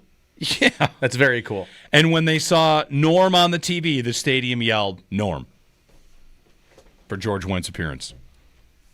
Pretty cool. That is very cool. Yeah, Cheers would have been a show sort of like Seinfeld for me that was on TV a lot, that would have been on my TV, but me not really fully understand even really what I was watching. I just, not necessarily similar humor, but like you said, like adults at the bar.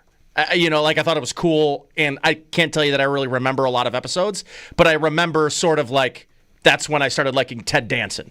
Yeah. It's a great show. I agree with you. It's maybe one of those, No one ever talks about that rewatch, right? Rewatches are always The Office, Sopranos, or, maybe. I think about Sopranos, Breaking Bad. People watch dramas a second, third, fourth time. Is Cheers in syndication anywhere? I mean, is syndication probably I should say, is syndication even a thing anymore because everything is just streamed? You could just probably go, is the full Cheers library somewhere? I'm sure like Hulu. Hulu. Hulu. They've got every And old Paramount show. Plus. Yeah. Yeah, I'm a big fan of Norm, though.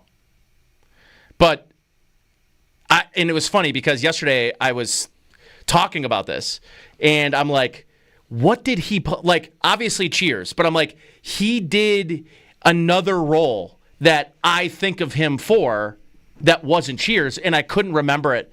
And then it came to me. I was like, it's The Bears. Like, it was the SNL skit with him, Chris Farley. Who would have been the other two in that? Mike Myers. Yes, John Mike Myers. Goodman, I think, or no. The fourth guy is like a lesser name. Yes. The Bears guys. The Bears guys. Bill Swirsky's Superfans Yes. was the name of it. Yep. It was Robert Schmeigel. He's the other guy that like maybe you don't. And Joe Mantegna. I don't know who that is. Really, to me, that's like his iconic role for me. Norm? Yes. So it's that more than it's than Cheers. But he wasn't he more of a he was a cameo on the Bears. He wasn't there every week. He wasn't there every week? No, the Superfans, Bill Swirsky's Superfans, they would have guests. Yeah, I guess Bob Swirsky, he was Bill's brother in this show. Yes. All the stuff about the Ditkas and the mini Ditkas. Yes, the mini Ditkas, the Polish sausage with Chris Farley, going into cardiac arrest. Always funny. Yes. Always funny. Yeah. Back in the day when we would rush home to watch television live on TV. Yep. Yeah.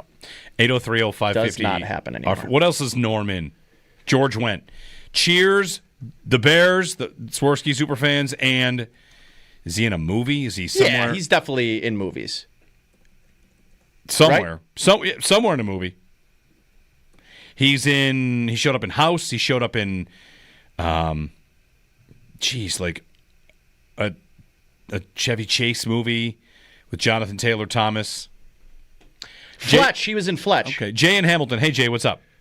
Hey, yeah. It's funny, the George Wendt thing, when I found out that he was Sadeka's uncle, that was freaky. And then him to pass, I think it actually passed yesterday on the final episode of that Cheers episode. It's just very fitting for an incredible character.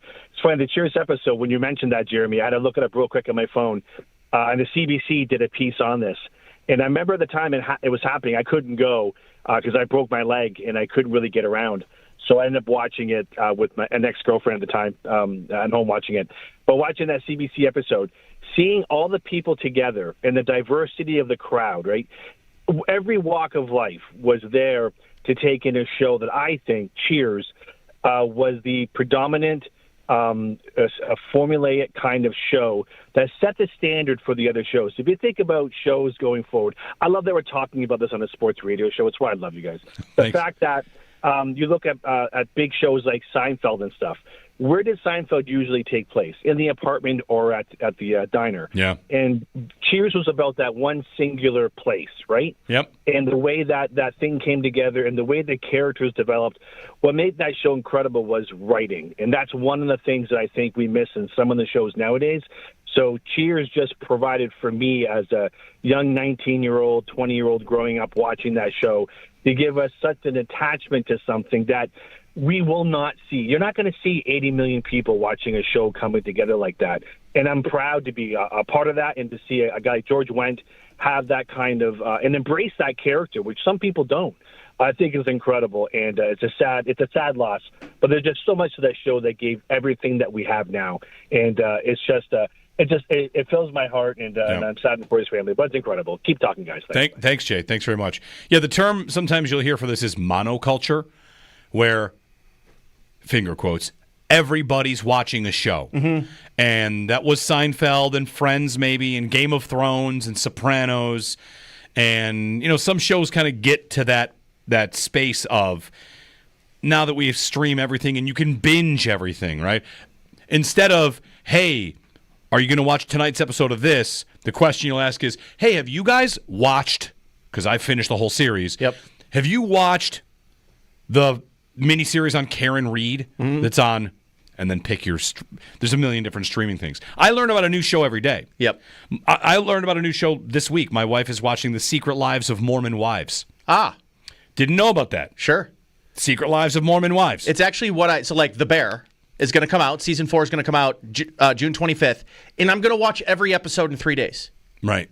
That's so different. It is so different than a serial show. Yep. That's what Game of Thrones. That's what the traditional HBO style gives you. Is like every week, here's the next episode, and Game of Thrones was that. And Sopranos was that. And I'm probably forgetting a bunch of other ones that are like this. Like for me, it's like Prison Break and 24. Those 24 is a television. Right. 24 is a good one that had a little window in there. There's a show mentioned here I want to bring up that had a little run like this as well.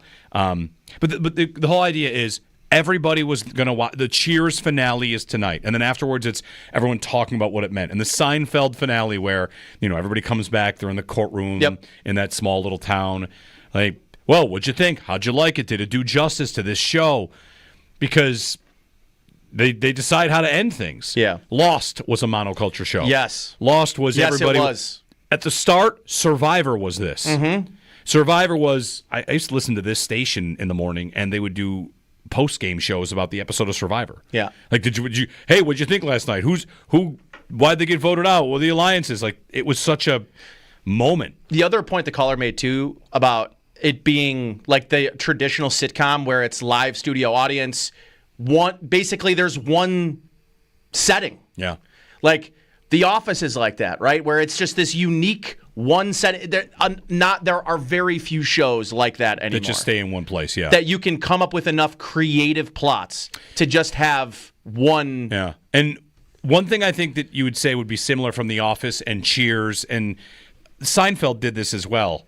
They introduce you to 4 really core characters, and then there are other characters you're going to meet along the way. Yep. And for Cheers, that was it's Sam and Carla and Norm and Cliff and Woody, and then Frasier, of course, and Lilith, and the people that come in and Frasier. Wow. Right, yeah. Frasier was Cheers.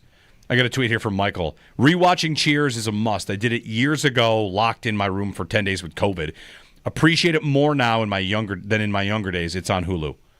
Yeah, a Cheers rewatch might be the kind of thing that or I might find it. Am I going to be bored by it now? I don't know. Maybe not. Anyway, shout out Cheers, I guess.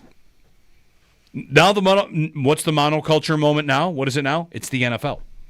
That really it is the NFL. The NFL has become the everybody watches this thing throughout. Watch the season. You see this week. It's broken down a million different ways. Today there'll be, nonstop coverage of tush push and seed changes, and we're a part of that. Extendo Sports coming up, and then the Northtown Automotive Extra Point Show here on WGR.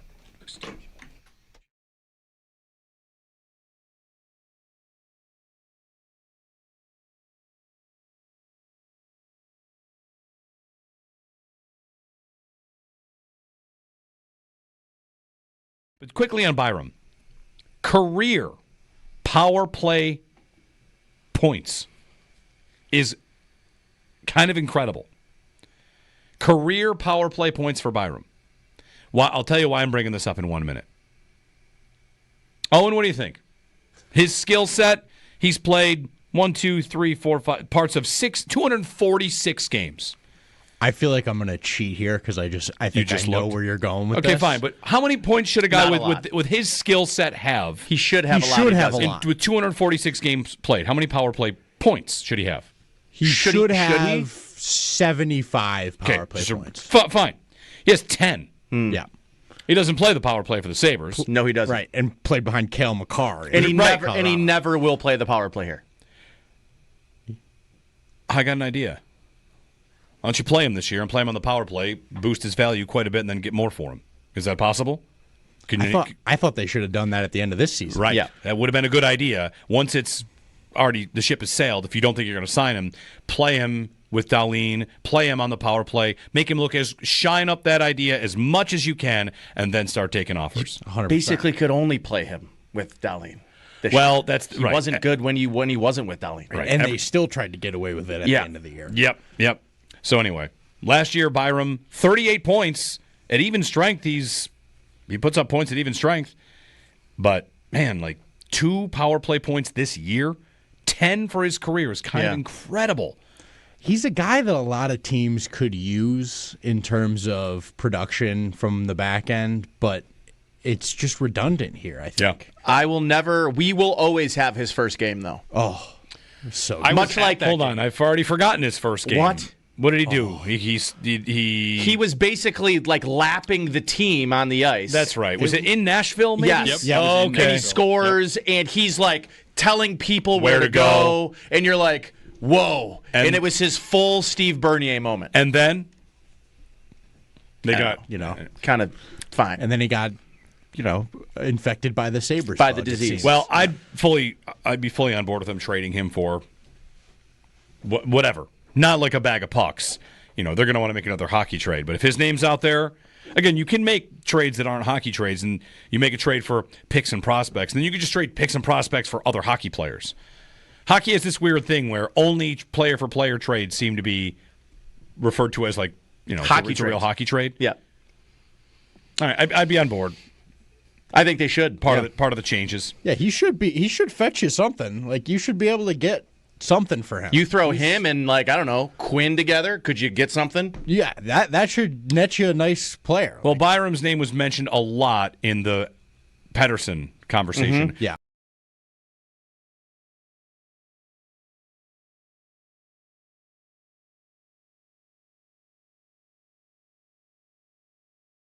Stat of the day. Let's do it. Has to do with the Carolina Hurricanes. They lost last night to the Florida Panthers. It was the 13th consecutive Eastern Conference final game that they have lost.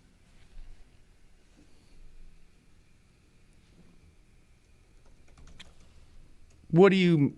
I mean, they've been to the conference finals and not won a game in 13 straight games. 13 straight conference final game losses. That's insane. Yes. Yes, that is. 13 straight. That's 3 sweeps. Yes. And we're underway.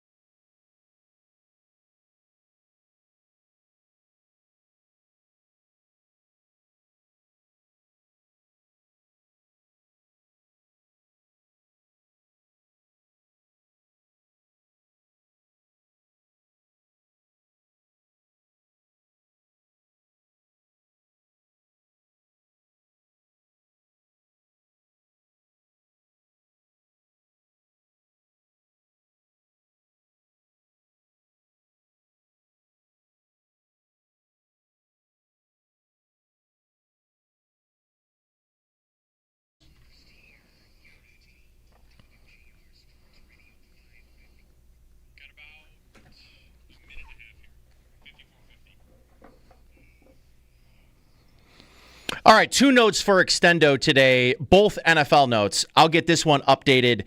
The Lions withdrew its playoff seeding proposal. So what we talked about all morning about the pros, the potential cons of the NFL reseeding its playoffs has been tabled.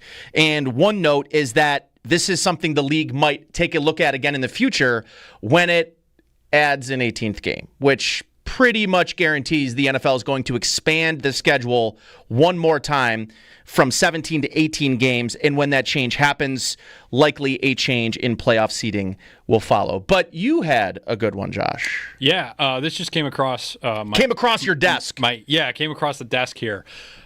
A lovely quote from the mayor of Cleveland giving, I guess, an insight on how things are with the Cleveland Browns. Talking on the Browns potentially leaving Cleveland, he says, quote, "There are more important priorities than the Cleveland Browns." That's a quote. It certainly is. Let's just... It's not something you want to hear if you're the Browns, right? Like, it kind of shows you just the way the city views them, maybe. Yeah, that's definitely an interesting quote from the mayor of the city in which you have an NFL team. Having said that, I don't know how many Browns fans right now maybe disagree. Yeah, that's fair.